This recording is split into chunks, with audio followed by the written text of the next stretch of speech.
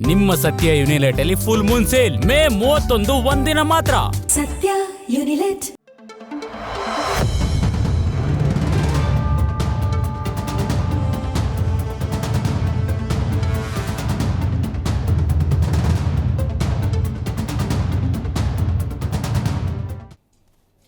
ನಮಸ್ಕಾರ. ಜಿ ಸಂವಾದ ವಿಶೇಷ ಕಾರ್ಯಕ್ರಮಕ್ಕೆ ಸ್ವಾಗತ. ನಾನು ಪ್ರವೀಣ್ ಕುಂಬಾರ್. ಇವತ್ತಿನ ಜಿ ಸಂವಾದದಲ್ಲಿ ಬಿಡದಿ ಪಟ್ಟದ ಬಗ್ಗೆ ಮಾತನಾಡೋದಿದೆ. ಮೊನ್ನೆ ಒಂದು ಬೆಳವಣಿಗೆ ಆಗಿತ್ತು. HD ಕುಮಾರಸ್ವಾಮಿ DK ಶಿವಕುಮಾರ್ ಅವರ ನಡುವೆ ಬಿಡದಿ ಟೌನ್ಶಿಪ್ ವಿಚಾರಕ್ಕೆ ಸಂಬಂಧಪಟ್ಟಂತೆ ಪತ್ರಗಳ ಬರಹಗಳು ಓಡಾಡಿತ್ತು. DK ಶಿವಕುಮಾರ್ ರಾಜ್ಯದ ಮುಖ್ಯಮಂತ್ರಿ ಕೇಂದ್ರ ಸಚಿವ HD ಕುಮಾರಸ್ವಾಮಿ ಅವರಿಗೆ ಒಂದು ಪತ್ರವನ್ನು ಬರೆದರು. ಬಿಡದಿ ಟೌನ್ಶಿಪ್ ವಿಚಾರಕ್ಕೆ ಸಂಬಂಧಪಟ್ಟಂತೆ ಚರ್ಚೆ ಮಾಡೋದಕ್ಕೆ 5 ಜನರ ತಂಡದೊಂದಿಗೆ ನೀವು ವಿಧಾನಸೌಧಕ್ಕೆ ಬರಬೇಕು ಅಂತ ಪತ್ರ ಹೋಯಿತು.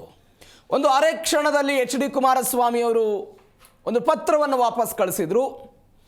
ನೀವು 26ನೇ ತಾರೀಕಿಗೆ ಹೇಳ್ತಾ ಇದ್ದೀರಿ, 26ನೇ ತಾರೀಕಿಗೆ ಪೂರ್ವ ನಿಗದಿತ ಕಾರ್ಯಕ್ರಮಗಳ ಆಯೋಜನೆ ಆಗಿದೆ, ಅದರ ಬದಲಾಗಿ 27ನೇ ತಾರೀಕಿಗೆ ನಾನು ಬರ್ತೀನಿ, ಆದರೆ ವಿಧಾನಸೌಧದಲ್ಲಿ ಚರ್ಚೆ ಬೇಡ, ಅದರ ಬದಲಾಗಿ ಬಿಡದಿಯಲ್ಲಿ ಜಾಗ ಎಲ್ಲಿ ಹೋಗ್ತಾ ಇದೆಯೋ, ಯಾವ್ಯಾವ ಹೋಬಳಿಯಲ್ಲಿ ಜಾಗ ಹೋಗ್ತಾ ಇದೆಯೋ ಆ ಜನರ ಸಮ್ಮುಖದಲ್ಲಿ ನಾವು ಚರ್ಚೆ ಮಾಡೋಣ ಅಂತ ಪತ್ರವನ್ನು ಬರೆದರು. ಅದಕ್ಕೆ DK ಶಿವಕುಮಾರ್ ಅವರಿಂದ ಉತ್ತರ ಬರಲಿಲ್ಲ. ಅದಾದ ನಂತರ ಒಂದ್ಸಗೆ HD ಕುಮಾರಸ್ವಾಮಿ ಅವರು ಮೊನ್ನೆ ಒಂದು ಪತ್ರ ಬರೆದರು. ನಾನು ನಿಮ್ಮ ಉತ್ತರದ ನಿರೀಕ್ಷೆಯಲ್ಲಿದ್ದೇನೆ, ನನ್ನ ಪತ್ರಕ್ಕೆ ಈ ತನಕ ಉತ್ತರ ಬಂದಿಲ್ಲ, ನಾನು 27ನೇ ತಾರೀಕಿಗೆ ಬೈರಮಂಗಲದಲ್ಲಿರ್ತೀನಿ, ನೀವು ಬರ್ತೀರಾ ಅಂತೆಲ್ಲ ಹೇಳಿದರು. ಅದರಂತೆ ಕುಮಾರಸ್ವಾಮಿ ಅವರು ಇವತ್ತು ಬೈರಮಂಗಲಕ್ಕೆ ಹೋದರು. JDSನ ನಾಯಕ ಸುರೇಶ್ ಕುಮಾರ್ ಎಲ್ಲ ಇದ್ದರು, ಬೇರೆ ಬೇರೆ ನಾಯಕರುಗಳಿದ್ದರು. DK ಶಿವಕುಮಾರ್ ಅವರು ಬರ್ತಾರೆ ಅಂತ ಅವರಿಗೂ ಕೂಡ ಒಂದು ಆಸನವನ್ನು ಮೀಸಲಿರಿಸಿ DK ಶಿವಕುಮಾರ್ ಮಾನ್ಯ ಮುಖ್ಯಮಂತ್ರಿಗಳು ಅಂತ ಇರಿಸಲಾಗಿತ್ತು. ಅದೇ ವೇದಿಕೆಯಲ್ಲಿ ಕುಮಾರಸ್ವಾಮಿ ಅವರು ಕೂಡ ಇದ್ದರು, DK ಶಿವಕುಮಾರ್ ಹೋಗಿರಲಿಲ್ಲ. ಇದೀಗ ಇದು ದೊಡ್ಡ ರಾಜಕೀಯ ಜಟಾಪಟಿಗೆ ಕಾರಣ ಆಗ್ತಾ ಇದೆ. ಹಾಗಾದರೆ ಏನಿದರ ಒಳಮರ್ಮ? ರಾಜಕೀಯ ಹಗ್ಗ ಜಗ್ಗಾಟ ಯಾಕೆ? ಇದೇ ಇವತ್ತಿನ ಜಿ ಸಂವಾದದ ವಿಶೇಷ. ಬಿಡದಿ ಪಟ್ಟು HDK ವರ್ಸಸ್ DK.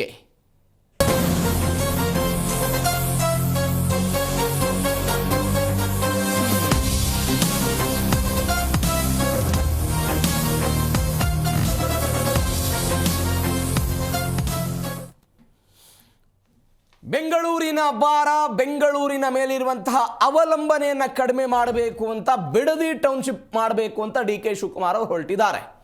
ಇದರ ಭಾಗವಾಗಿ ಮೊದಲ ಹಂತದಲ್ಲಿ ಒಂದು ಅಧಿಸೂಚನೆಯೂ ಕೂಡ ಹೋಗಿದೆ. ಅಲ್ಲಿಯ ರೈತರು ಪ್ರತಿಭಟನೆ ಮಾಡ್ತಾ ಇದ್ದಾರೆ, ಯಾವುದೇ ಕಾರಣಕ್ಕೂ ನಾವು ಭೂಮಿಯಲ್ಲಿ ಕೊಡಲ್ಲ ಅಂತ. ಆದರೆ ಕಾಂಗ್ರೆಸ್ ಹೇಳ್ತಾ ಇದೆ 80%ಕ್ಕೂ ಅಧಿಕ ಜನ ರೈತರು ಭೂಮಿಯನ್ನು ಕೊಡೋದಕ್ಕೆ ಒಪ್ಪಿಗೆಯನ್ನು ಕೊಟ್ಟಿದ್ದಾರೆ ಅಂತವರೆಲ್ಲ ಹೇಳ್ತಾ ಇರೋದು. ಇದೀಗ ಮುಖ್ಯಮಂತ್ರಿ DK ಶಿವಕುಮಾರ್, ಕೇಂದ್ರ ಸಚಿವ JDSನ ನಾಯಕ HD ಕುಮಾರಸ್ವಾಮಿ ಅವರ ನಡುವೆ ಒಂದು ದೊಡ್ಡ ಗಲಾಟೆ, ಈ ಗಲಾಟೆ ತಾರಕಕ್ಕೆ ಏರ್ತಾ ಇದೆ. JDSನ ಜೊತೆಗೆ BJPಯೂ ಕೂಡ ಇದೆ. ಮೈತ್ರಿಪಾಳಯ ಅವರ ಶಕ್ತಿಯೂ ಕೂಡ JDSಗೆ ದೊಡ್ಡ ಮಟ್ಟದ ಶಕ್ತಿಯನ್ನು ಕೊಡ್ತಾ ಇದೆ. ಬೈರಮಂಗಲದಲ್ಲಿ DK ಶಿವಕುಮಾರ್ ಅವರಿಗೆ ನಾನು ಅವಾಗಲೇ ಹೇಳಿದಂತೆ HD ಕುಮಾರಸ್ವಾಮಿ ಅವರು ಕಾದು ಕೂತರು. DK ಶಿವಕುಮಾರ್ ಬರ್ತಾರೆ ಅಂತ ಅವರಿಗಾಗಿನೇ ಒಂದು ಆಸನವನ್ನು ಮೀಸಲಿರಿಸಲಾಗಿತ್ತು. ಅದರ ಮೇಲೆ DK ಶಿವಕುಮಾರ್ ಅವರ ಹೆಸರನ್ನು ಕೂಡ ಬರೆಯಲಾಗಿತ್ತು. ಹೋಗಿರಲಿಲ್ಲ DK ಶಿವಕುಮಾರ್. ಅಂದಾಜು 8,000 ಕುಟುಂಬಗಳಿಂದ ಬಿಡದಿ ಟೌನ್ಶಿಪ್ ಯೋಜನೆಗೆ ತೀವ್ರ ವಿರೋಧ ವ್ಯಕ್ತವಾಗ್ತಾ ಇದೆ ಎನ್ನುವಂತಹ ಡೀಟೇಲ್ಸ್ ಬರ್ತಾ ಇದೆ. 2 ಎಕರೆಗೂ ಹೆಚ್ಚಿರುವ ಭೂಮಾಲೀಕರೆಲ್ಲ ವಿರೋಧವನ್ನು ವ್ಯಕ್ತಪಡಿಸ್ತಾ ಇದ್ದಾರೆ. ಯಾರ್ಯಾರ್ದೆಲ್ಲ 2 ಎಕರೆ ಭೂಮಿ ಇದೆಯೋ ಆ ಎಲ್ಲ ರೈತರು ಕೂಡ ಈ ಬಿಡದಿ ಟೌನ್ಶಿಪ್ ವಿಚಾರಕ್ಕೆ ಸಂಬಂಧಪಟ್ಟಂತೆ ಸರ್ಕಾರ ಏನು ಭೂಸ್ವಾಧೀನ ಮಾಡ್ಕೊಳ್ಳೋಕೆ ಹೋಗ್ತಾ ಇದೆ, ಇದಕ್ಕೆ ಅಲ್ಲಿಯ ರೈತರೆಲ್ಲ ವಿರೋಧವನ್ನು ವ್ಯಕ್ತಪಡಿಸ್ತಾ ಇದ್ದಾರೆ ಅಂತ. ಬಡವ ಮತ್ತು ಸಣ್ಣ ರೈತರಿಂದ ಭೂಸ್ವಾಧೀನಕ್ಕೆ ಆಕ್ರೋಶ. ಯಾಕೆ? ಸಣ್ಣ ಪ್ರಮಾಣದ ಭೂಮಿ ಇದೆ, ಆ ಸಣ್ಣ ಪ್ರಮಾಣದ ಭೂಮಿಯನ್ನು ನಾವು ಸರ್ಕಾರ ಕೊಟ್ಟರೆ ನಮಗೆ ಮತ್ತೊಂದು ಪರ್ಯಾಯ ಭೂಮಿ ಇಲ್ಲ. ಅಲ್ಲಿ ನಾವು ರೇಷ್ಮೆ ಬೆಳಿತೀವಿ, ಮಾವು ಬೆಳಿತೀವಿ, ತೆಂಗು ಬೆಳಿತೀವಿ, ಬೇರೆ ಬೇರೆ ತರಕಾರಿಗಳನ್ನು ಬೆಳಿತೀವಿ, ನಾವು ಜಾನುವಾರುಗಳನ್ನು ಸಾಕಿದ್ದೀವಿ, ಆ ಜಾನುವಾರುಗಳಿಗೆ ಮೇವು ಕೂಡ ಸಿಗುತ್ತೆ. ಪ್ರತಿ ದಿನ 6 ಲಕ್ಷ ಲೀಟರ್ ಹಾಲನ್ನು ಬಿಡದಿಯಿಂದ ನಾವು ಬೆಂಗಳೂರಿಗೆ ಕಳಿಸ್ತೀವಿ. ಆ ಹಾಲಿನ ಮುಖಾಂತರ ನಾವು ಆದಾಯವನ್ನು ಗಳಿಸ್ತಾ ಇದ್ದೀವಿ, ಸ್ವಾವಲಂಬಿ ಜೀವನವನ್ನು ಮಾಡ್ತಾ ಇದ್ದೀವಿ. ಇವತ್ತು ನಾವು ಸರ್ಕಾರಕ್ಕೆ ಭೂಮಿ ಕೊಟ್ಟರೆ ನಮಗೆ 2 ಕೋಟಿನೋ 2.5 ಕೋಟಿ ರೂಪಾಯಿ ಪರಿಹಾರ ಹಣ ಸಿಗಬಹುದು. ಆ ಹಣವನ್ನು ತೆಗೆದುಕೊಂಡು ನಾವು ಏನು ಮಾಡಬೇಕು? ಎಷ್ಟು ದಿನಗಳ ಕಾಲ ಆಗುತ್ತೆ? ಭೂಮಿ ನಮ್ಮ ಕೈಯಲ್ಲಿದ್ದರೆ ಭೂಮಿಯಲ್ಲಿ ನಾವು ದುಡಿತೀವಿ, ನಮ್ಮ ರಟ್ಟೆಯೇ ನಮಗೆ ಶಕ್ತಿ ಆಗುತ್ತೆ, ರಟ್ಟೆಯನ್ನು ನಂಬಿಕೊಂಡು ನಾವು ಬದುಕ್ತೀವಿ ಅಂತ ರೈತರೆಲ್ಲ ಮಾತಾಡ್ತಾ ಇದ್ದಾರೆ. ಅದಕ್ಕೆ ಧ್ವನಿಯಾಗಿ ಯಾರು ನಿಂತಿದ್ದಾರೆ? JDS ನಿಂತಿದೆ, ಅದರ ಜೊತೆಗೆ BJPಯೂ ಕೂಡ ನಿಂತಿದೆ. ಇದು ಗಮನಿಸಬೇಕಾದ ಸಂಗತಿ. ನೀವು ನೋಡ್ತಾ ಇರುವಂತಹ ದೃಶ್ಯ, ಇವತ್ತು ಬೈರಮಂಗಲಕ್ಕೆ HD ಕುಮಾರಸ್ವಾಮಿ, ಅದಾದ ನಂತರ JDS ಪಕ್ಷದ ಶಾಸಕಾಂಗ ನಾಯಕರಾಗಿರುವಂತಹ ಸುರೇಶ್ ಬಾಬು ಅವರಿದ್ದಾರೆ, ಅನೇಕ JDS ನಾಯಕರು, ರೈತ ಮುಖಂಡರುಗಳು, ಮಹಿಳೆಯರು ಅಲ್ಲಿ ಜಮೀನನ್ನು ಕೊಡೋದಕ್ಕೆ ಬೇಡ ಅಂತ ವಿರೋಧ ಮಾಡ್ತಾ ಇರುವಂತಹ ರೈತರೆಲ್ಲವೂ ಕೂಡ ಹೋಗ್ತಾ ಇರೋದು. ಇದು ಒಂದು ಕಡೆ ಆಗ್ತಾ ಇರುವಂತಹ ಬೆಳವಣಿಗೆ. ಕಾಂಗ್ರೆಸ್ ಏನು ಹೇಳ್ತಾ ಇದೆ? ಯಾರ್ಯಾರು ವಿರೋಧ ಮಾಡ್ತಾ ಇದ್ದಾರೆ ಅವರೆಲ್ಲರೂ ಕೂಡ JDS ಕಾರ್ಯಕರ್ತರು. JDS ಕಾರ್ಯಕರ್ತರು ಮಾತ್ರ ಇದನ್ನು ವಿರೋಧ ಮಾಡ್ತಾ ಇದ್ದಾರೆ, ರಾಜಕೀಯಕ್ಕಾಗಿ ಹೋರಾಟ ಮಾಡ್ತಿದ್ದಾರೆ. ಆದರೆ ನಿಜವಾದ ರೈತರು ತಮ್ಮ ಭೂಮಿಯನ್ನು ಕೊಡೋದಕ್ಕೆ ಸಿದ್ಧರಿದ್ದಾರೆ. ಕಾಂಗ್ರೆಸ್ ಒಂದು ಅಂಕಿಅಂಶ ಕೊಡ್ತಾ ಇದೆ, 80% ಜನ ಭೂಮಿಯನ್ನು ಕೊಡೋದಕ್ಕೆ ಇವರೆಲ್ಲರೂ ಕೂಡ ಒಪ್ಪಿಕೊಂಡಿದ್ದಾರೆ ಅಂತ. ಯಾರು ಹೇಳ್ತಾ ಇರೋದು? ಇದೇ ಕಾಂಗ್ರೆಸ್ ಪಾಳೆಯ ಹೇಳ್ತಾ ಇರುವಂತಹ ಮಾತು. ಆದರೆ JDS ಇದಕ್ಕೆ ತದ್ವಿರುದ್ಧವಾಗಿ ಹೇಳ್ತಾ ಇದೆ, ನೋ, ಯಾವ ರೈತರು ಕೂಡ ಭೂಮಿಯನ್ನು ಕೊಡೋದಕ್ಕೆ ಸಿದ್ಧ ಇಲ್ಲ ಅಂತ. ಬಿಡದಿ ಹೋಬಳಿಯ 9 ಗ್ರಾಮಗಳ 7481 ಎಕರೆ ಕೃಷಿ ಭೂಮಿಯನ್ನು ಸ್ವಾಧೀನಪಡಿಸಿಕೊಂಡು 20,000 ಕೋಟಿ ರೂಪಾಯಿ ವೆಚ್ಚದಲ್ಲಿ ಬೆಂಗಳೂರು ಸಮಗ್ರ ಉಪನಗರ ಯೋಜನೆಯನ್ನು ನಿರ್ಮಾಣ ಮಾಡೋದು, ಒಂದು AI ಹಬ್ ಅನ್ನು ನಿರ್ಮಾಣ ಮಾಡೋದು ಬೆಂಗಳೂರಿಗೆ ಪರ್ಯಾಯವಾಗಿ ಅಂತ. ಯಾವ ಕಾರಣಕ್ಕಾಗಿ ಬಿಡದಿ ಆಯ್ಕೆ? ಬಿಡದಿ ಆಯ್ಕೆ ಯಾವ ಕಾರಣಕ್ಕಾಗಿ ಅಂತ ಹೇಳಿದ್ರೆ ಬೆಂಗಳೂರಿಗೆ ಹತ್ತಿರವಿದೆ ಅಂತ. ನೀವು ನೋಡಿ, 2007ರಲ್ಲಿ ಮೊದಲ ಬಾರಿಗೆ ಕುಮಾರಸ್ವಾಮಿ ಅವರು ಇಂಡಸ್ಟ್ರಿಯಲ್ ಬಿಡದಿ ಟೌನ್ಶಿಪ್ ಅನ್ನುವಂಥ ಯೋಜನೆಯಲ್ಲಿ ಪ್ರಸ್ತಾಪ ಆಯಿತು. ಆ ಸಮಯದಲ್ಲಿ ಜಾಗತಿಕ ಹೂಡಿಕೆದಾರರನ್ನು ಆಕರ್ಷಣೆ ಮಾಡೋದಕ್ಕೆ ಪ್ರಯತ್ನ ಪಟ್ಟರು.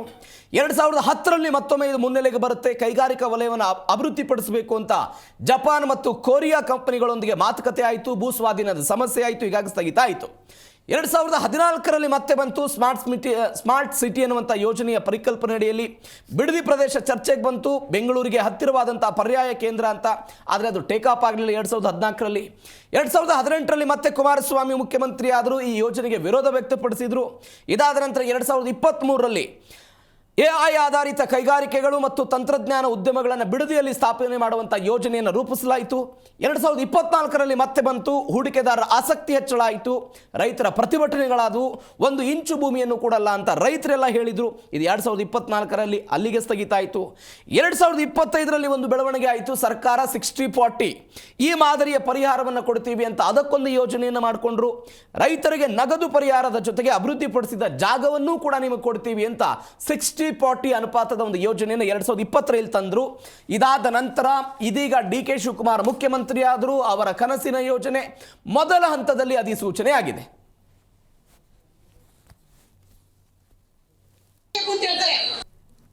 ಇವತ್ತು ಒಂದು ರೀತಿಯ ನನಗೆ ಅಗ್ನಿ ಪರೀಕ್ಷೆ. ನನ್ನನ್ನ ಇವತ್ತು ಒಂದು ಅಪರಾಧಿ ಸ್ಥಾನದಲ್ಲಿ ಈಗಿನ ಸರ್ಕಾರ ನಿಲ್ಲಿಸಿದೆ. ಈ ಒಂದು ಬಿಡದಿಯ ಟೌನ್ಶಿಪ್ ಕುಮಾರಸ್ವಾಮಿಯ ಕನಸಿನ ಕೂಸುವಂತೆ ಇವತ್ತಿನ ಒಂದು ಪರಿಸ್ಥಿತಿ. ಯಾರಿಗೂ ಈಗ ಪರ್ಮನೆಂಟ್ ಕೆಲಸ ಯಾರು ಕೊಡ್ತಾ ಇಲ್ಲ, ಸರ್ಕಾರದಲ್ಲೂ ಕೊಡ್ತಾ ಇಲ್ಲ, ಕಾರ್ಖಾನೆಗಳಲ್ಲೂ ಕೊಡ್ತಾ ಇಲ್ಲ. ಔಟ್ಸೋರ್ಸ್ ಅಂತ ಮಾಡಿ 1 ವರ್ಷ ನಿಮ್ಮನ್ನ ದುಡಿಸ್ಕೊತಾರೆ, 2ನೇ ವರ್ಷ ನಿಮ್ಮನ್ನ ಖಾಲಿ ಮಾಡಿ ಕಳಿಸ್ತಾರೆ. ಇದಕ್ಕೆ ನಾವು ನಮ್ಮ ರೈತರ ಭೂಮಿನ ಕೊಡಬೇಕ ಅನ್ನೋದು ನನಗೂ ಸಹ ಕಣ್ಣು ತೆರೆದಿದೆ ಅನ್ನೋದನ್ನ ನಿಮ್ ಗಮನಕ್ಕೆ ಮೊದಲನೇದಾಗಿ ತರಲಿಕ್ಕೆ ಬಯಸ್ತೀನಿ.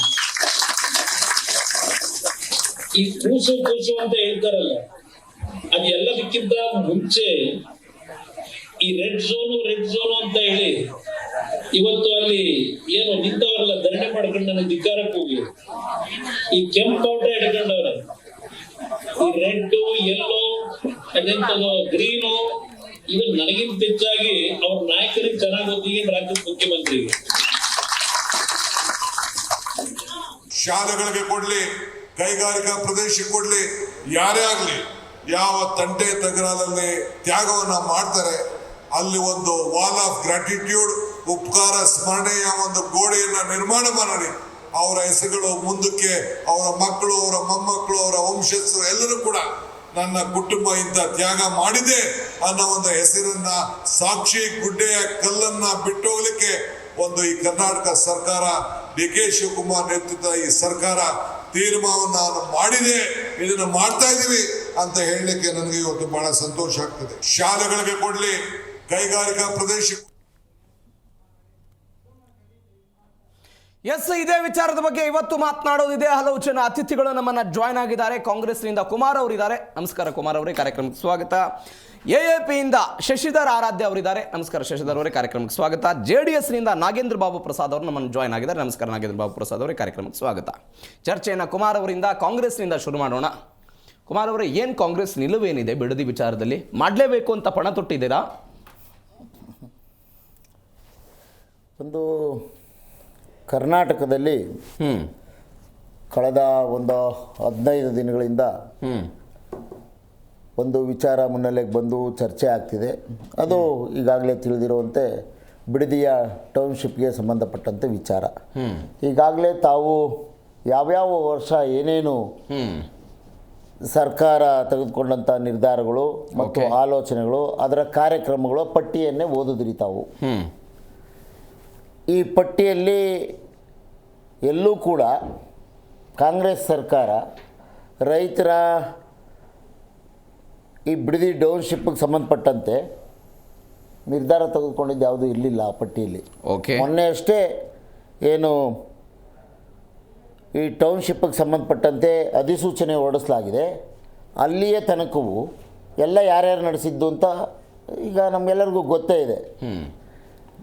ಕನಸಿನ ಕೂಸಲ್ಲ ನಂದು ಇದು ಅಂತ ಅವ್ರು ಹೇಳ್ತಾ ಇದ್ದಾರೆ. ಈಗ ಬಿಡದಿಯಲ್ಲಿ ಹೋಗಿ ಕೂತ್ಕೊಂಡು ಮಾನ್ಯ ಮಾಜಿ ಮುಖ್ಯಮಂತ್ರಿಗಳು, ಕೇಂದ್ರ ಸಚಿವರು ಈಗ ಮಾತನಾಡಿದ್ದನ್ನು ಕೂಡ ತಾವು ತೋರಿಸಿದ್ರಿ. ತಮ್ಮ ಜಮೀನುಗಳನ್ನು ಕೊಟ್ಬಿಟ್ರೆ ಯಾವುದೇ ಸರ್ಕಾರಗಳು ಕೆಲಸ ಕೊಡೋದಿಲ್ಲ, ಯಾವುದೇ ಕಾರ್ಖಾನೆಗಳು ಕೆಲಸ ಕೊಡೋದಿಲ್ಲ ಅಂತ. ಹಾಗಿದ್ದರೆ ಕೇಂದ್ರದ ಕೈಗಾರಿಕಾ ಸಚಿವರಾಗಿ ನೀವು ನಿಮ್ಮ ವೈಫಲ್ಯವನ್ನು ಸ್ವತಃ ಒಪ್ಪಿಕೊಂಡಿದ್ದೀರಿ. ಮೊದಲನೇ ಪಾಯಿಂಟು. ತಮ್ಮ ಕೈಯಲ್ಲಿ ಆ ಕೆಲಸ ಮಾಡೋದಕ್ಕಾಗ್ತಾ ಇಲ್ಲ ಅಂತ ನೀವೇ ಸ್ವತಃ ಮೈಕ್ನಲ್ಲಿ ಹೇಳಿರೋ ಮಾತುಗಳು, ಜನರ ಮುಂದೆ ಹೇಳಿರೋಂಥ ಮಾತುಗಳು. ಆಗಿದ್ದರೆ ಯಾವ ಪುರುಷಾರ್ಥಕ್ಕಾಗಿ ನೀವು ಕೇಂದ್ರದ ಕೈಗಾರಿಕಾ ಮಂತ್ರಿಗಳಾಗಿ ಇದ್ದೀರಿ? ಯಾವ ಕಾರಣಕ್ಕೋಸ್ಕರ ಕೇಂದ್ರದಲ್ಲಿ ನಿಮ್ಮ ಒಡಂಬಡಿಕೆ ಇದೆ? ಏನೇನು ಒಡಂಬಡಿಕೆ ಇದೆ? ಯಾವ ಕಾರಣಕ್ಕೋಸ್ಕರ ಮಣ್ಣಿನ ಮಗ ಮತ್ತು ಮೊಮ್ಮಗ ಮೊಮ್ಮಗ ಎಲ್ಲರೂ ಸೇರಿ ಕೆಲಸ ಮಾಡ್ತಿದ್ದೀರಿ? ಇಲ್ಲಿ ಪ್ರಶ್ನೆಗಳು ಬಹಳ ಉಟ್ಕೊಳ್ಳುತ್ತೆ. ನಾವು ಚರ್ಚೆ ಆಗಲಿ, ಚರ್ಚೆಗೆ ಏನು ವಿರೋಧ ಇಲ್ಲ. ಪ್ಲೀಸ್ ಕೇಳಿ. ಕುಮಾರಸ್ವಾಮಿ ಅವರು ಅದರ ಜೊತೆಗೆ ಒಂದು ಲೈನ್ ಆಡ್ ಮಾಡಿದ್ರು. ಹೇಳಿ. ಕೆಲಸಗಳನ್ನ ಔಟ್ಸೋರ್ಸ್ಗಳ ಮೇಲೆ ಕೊಡ್ತಿದ್ದಾರೆ. ಪಾಯಿಂಟ್ ಅಲ್ಲೇ ಇರೋದು. ಅದು ರಾಜ್ಯ ಸರ್ಕಾರದ ಬಗ್ಗೆ. ರಾಜ್ಯ ಈಗ ಭೂಮಿಯನ್ನು ಅಕ್ವೈರ್ ಮಾಡ್ತಾ ಇರೋದು ರಾಜ್ಯ ಸರ್ಕಾರ ಅನ್ನೋದು ಕೇಂದ್ರ ಸರ್ಕಾರ. ಕುಮಾರಸ್ವಾಮಿ ಅವರು ಹೇಳಿದ್ದು ರಾಜ್ಯ ಸರ್ಕಾರದ ಬಗ್ಗೆ. ನಿಮ್ ಭೂಮಿ ತೆಗೆದುಕೊಳ್ತಾರೆ, ನಾಳೆ ನಿಮ್ಗೆ ಕೆಲಸ ಕೊಡಲ್ಲ, ಕೆಲಸ ಸಿಗಲ್ಲ ಅಂತ ಕುಮಾರಸ್ವಾಮಿ ಹೇಳ್ತಾ ಇದ್ದಾರೆ. ಒಳ್ಳೆ ಮಾತನ್ನ ಅವರು ಪ್ರಶ್ನೆಯನ್ನು ಎತ್ತಿದ್ದಾರೆ. ಬಹಳ ಒಳ್ಳೆಯ ಕೆಲಸ. ಕೇಂದ್ರದಲ್ಲಿ ಈಗೇನು ನೀವು ಮಿತ್ರ ಪಕ್ಷ ಅಂತ ಹೇಳ್ಕೊಂಡು ಅಧಿಕಾರ ಅನುಭವಿಸ್ತಿದ್ದೀರಿ ಕೇಂದ್ರದ ಮಂತ್ರಿಯಾಗಿ, FD ಸೆಂಟ್ರಲ್ FD ಇಲಾಖೆ ಹೊರಡಿಸಿರುವ ಆದೇಶವನ್ನು ಒಮ್ಮೆ ತಿರುಗಿ ನೋಡಬೇಕು ತರಿಸ್ಕೊಂಡು ಮಾನ್ಯ HD ಕುಮಾರಸ್ವಾಮಿ. ಔಟ್ಸೋರ್ಸ್ ಸಂಬಂಧಪಟ್ಟಿದ್ದು ಹೇಳಿರೋದು. ನಾನು ಕುಮಾರ್ ಅವರು ಕೇಳಿ, ನಾವು ಬಿಡದಿ ವಿಚಾರ ಕೇಳಿ ಸರ್. ನೀವು ಕೇಂದ್ರ ಸರ್ಕಾರದ ಬಗ್ಗೆ ವೈಫಲ್ಯದ ಬಗ್ಗೆ ಮಾತನಾಡೋದಾದ್ರೆ ಬೇರೆ ದಿನ ಮಾತನಾಡೋಣ. ಔಟ್ಸೋರ್ಸ್ ಹೆಂಗೆ ಉತ್ಪನ್ನ ಆಯ್ತು ಅಂತ ಕೇಳಿ. ಔಟ್ಸೋರ್ಸ್ ಅನ್ನ ಮಾಡಲೇಬೇಕು ಅಂತೇಳಿ ಕೇಂದ್ರದ FD ಇಲಾಖೆ ಎಲ್ಲ ರಾಜ್ಯ ಸರ್ಕಾರಗಳಿಗೆ ಹೊರಡಿಸಿರುವಂತ ಅಧಿಸೂಚನೆ ಅನ್ವಯ ಯಾವುದೇ ಸರ್ಕಾರಿ ಹುದ್ದೆಗಳನ್ನ ಸೃಷ್ಟಿ ಮಾಡಬೇಡಿ, ಇನ್ನು ಮುಂದೆ ಎಲ್ಲವೂ ಔಟ್ಸೋರ್ಸ್ ಮುಖಾಂತರ ನಡೆಸಿ ಅಂತ ಹೇಳಿದ್ರು. ಕರ್ನಾಟಕ ಸರ್ಕಾರ ಕೇಂದ್ರ ಸರ್ಕಾರ ಹೊರಡಿಸಿರೋ ಅಧಿಸೂಚನೆ ಎಲ್ಲ ರಾಜ್ಯ ಸರ್ಕಾರಗಳು ಫಾಲೋ ಮಾಡ್ತಿದ್ದಾವೆ ಅಷ್ಟೇ. ಕುಮಾರಸ್ವಾಮಿ ಅವರೇ ಮೊದಲು ಅದನ್ನು ವಾಪಸ್ ತೆಗೆಸಿ, ಅವಾಗ ಸರ್ಕಾರ ಔಟ್ಸೋರ್ಸ್. ಕುಮಾರ್ ಅವರೇ ನನ್ನ ಮಾತು ಕೇಳಿ. ಬಿಡದಿ ಯಾರು ಪ್ರಾರಂಭ ಮಾಡಿದ್ದು ಸರ್? ಬೇರೆ ವಿಚಾರಕ್ಕೆ ಹೋಗೋದು ಬೇಡ, ಬಿಡದಿ ಪ್ರಶ್ನೆ ಬಗ್ಗೆ ಕೇಳಿದ್ದೀನಿ. ಬಿಡದಿ ವಿಚಾರದ ಬಗ್ಗೆ ಮಾತಾಡೋಣ. ಸ್ಟ್ಯಾಂಡ್ ಏನು ಕಾಂಗ್ರೆಸ್ನದ್ದು? ನೋಡಿ, ನಾವು ಪ್ರಾಮಾಣಿಕವಾಗಿ ಹಿಂದೆ ಒಂದು ಸ್ಟ್ಯಾಂಡು, ಇವತ್ತೊಂದು ಸ್ಟ್ಯಾಂಡು, ನಾಡಿದ್ದೊಂದು ಸ್ಟ್ಯಾಂಡು ಅಲ್ಲ. ಈಗ ಕೇಂದ್ರದ ಮಂತ್ರಿ ಸ್ಥಾನದಿಂದ ಅವರನ್ನ ತೆರವುಗೊಳಿಸ್ತಾ ಇದ್ದಾರೆ. ಅದಕ್ಕಾಗಿ ತಾವು ಒಂದು ಡ್ರಾಮಾನ ಸೃಷ್ಟಿ ಮಾಡಬೇಕಾಗಿದೆ. ನಾನು ನಿಮಗಾಗಿ ಕೇಂದ್ರ ಸಚಿವ ಸ್ಥಾನ ಬಿಟ್ಟು ಕೊಟ್ಟು ಬಿಡದಿಗೆ ಬಂದು ಕೂತಿದ್ದೇನೆ. ಬರೀ ಬಿಡದಿಯೇ ನನ್ನ Okay. ಸ್ಥಾನ, ಬರ್ತೀನಿ. ಕೇಂದ್ರ ಸ್ಥಾನ, ಬರ್ತೀನಿ. ಕರ್ನಾಟಕದಲ್ಲಿ ಎಲ್ಲೂ ಇಲ್ಲ ನಿಮ್ದು ಸ್ಥಾನ. Yes. ಹಾಸನದಲ್ಲಿ 1800 ಎಕರೆ ಜಮೀನನ್ನ ವಶಪಡಿಸ್ಕೊಂಡು ಇಟ್ಕೊಂಡಿದ್ದೀರಲ್ಲ, ಅಲ್ಲಿ ಬರ್ಬೇಕಾಗಿರೋ ಸಂಸ್ಥೆ ಬರೋದಕ್ಕೆ ಮುಂಚೆನೆ ಮಾಡಿದಿರಲ್ಲ ಈ ಕೆಲಸನ. ಅದ್ಯಾಕಪ್ಪ ಮಾಡಿದ್ರಿ?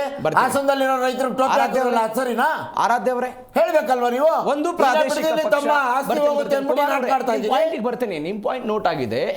ಅವರು ಸಚಿವ ಸ್ಥಾನ ಹೋಗ್ತಾ ಇದೆ, ಅದಕ್ಕಾಗಿ ಇಲ್ಲಿ ಬಂದು ಕೂತಿದ್ದಾರೆ. ನಾವು ನಿಲುವುಗಳನ್ನು ಬದಲಾಯಿಸಿಲ್ಲ ಅಂತ.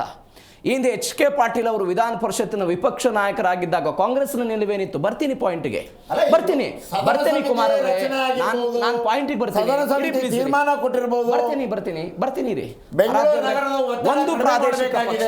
ಒಂದು ಪ್ರಾದೇಶಿಕ ಪಕ್ಷ, ಒಂದು ರಾಷ್ಟ್ರೀಯ ಪಕ್ಷ. ಇರಿ ಪ್ಲೀಸ್ ನಾಗೇಂದ್ರ ಅವರೇ. ಎರಡು ವಿಚಾರದವರು ರಾಜಕೀಯ ವಿಚಾರದ, ಅಂದ್ರೆ ರೈತರ ವಿಚಾರದಲ್ಲಿ ರಾಜಕೀಯ ಮಾಡ್ತಿದ್ದಾರೆ ಅನ್ನೋ ಗಂಭೀರ ಆರೋಪ ಬರ್ತಾ ಇದೆ.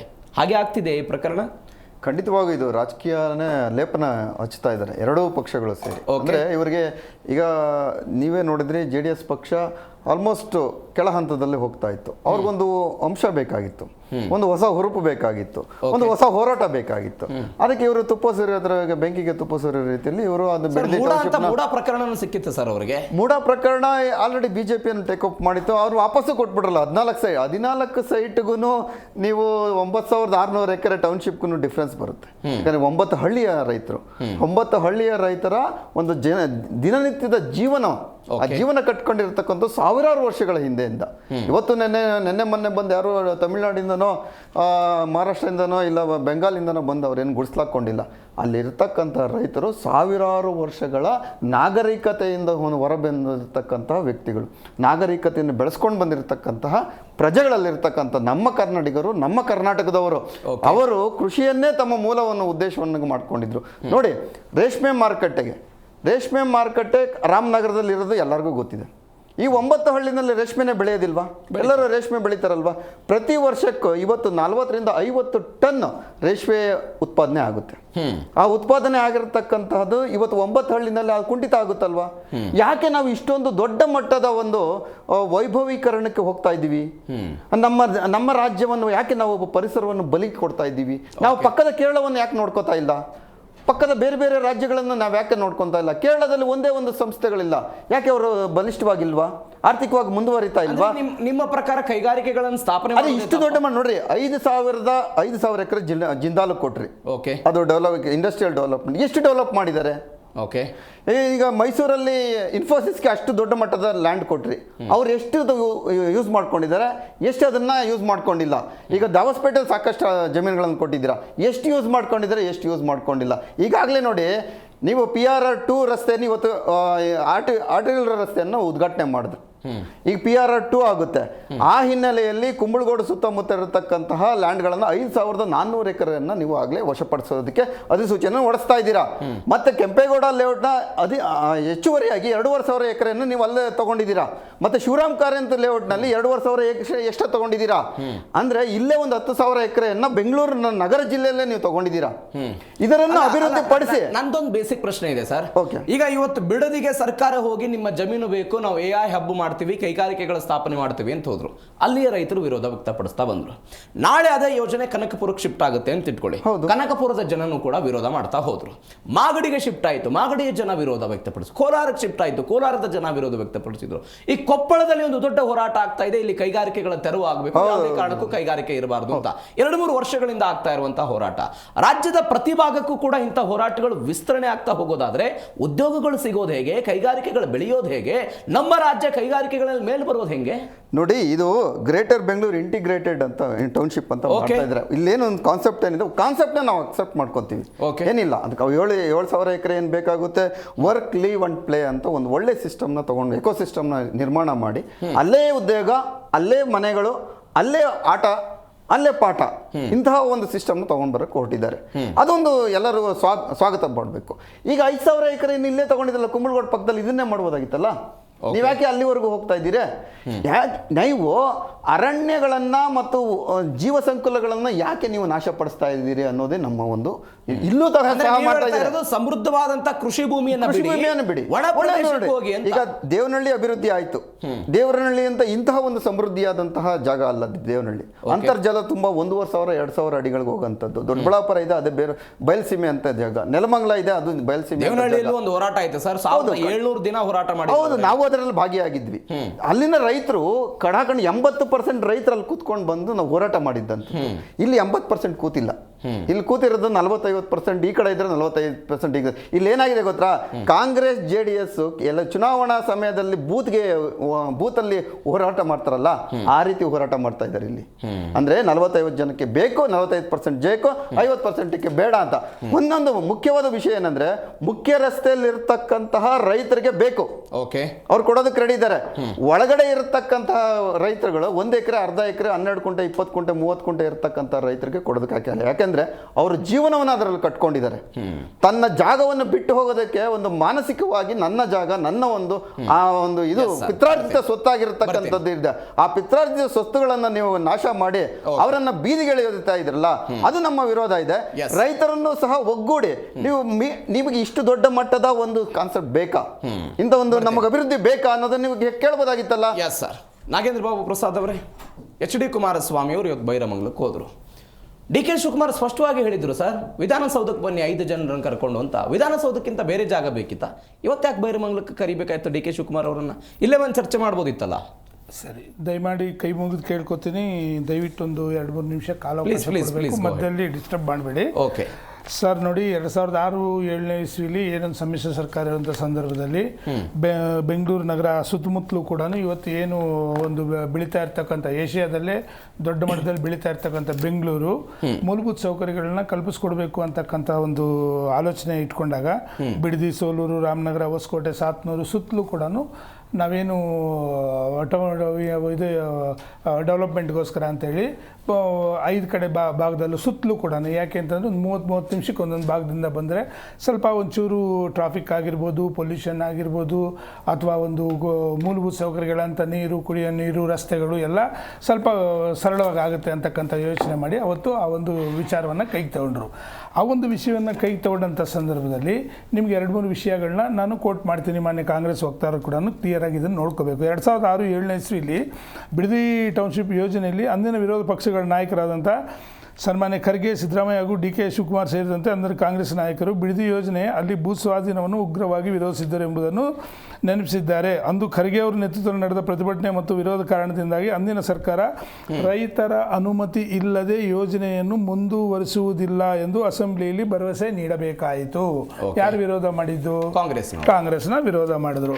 ಮತ್ತೆ ಇನ್ನೊಂದು ಪಾಯಿಂಟ್ ಹೇಳ್ತಾರೆ ಸರ್, ಬಿಡದಿ ಸುತ್ತಮುತ್ತಲಿನ ಪ್ರದೇಶಗಳಲ್ಲಿ ರೈತರು ಕೃಷಿ ಮತ್ತು ಡೈರಿ ಚಟುವಟಿಕೆಗಳನ್ನು ನೆಚ್ಚಿಕೊಂಡು ಬದುಕುತ್ತಿದ್ದಾರೆ.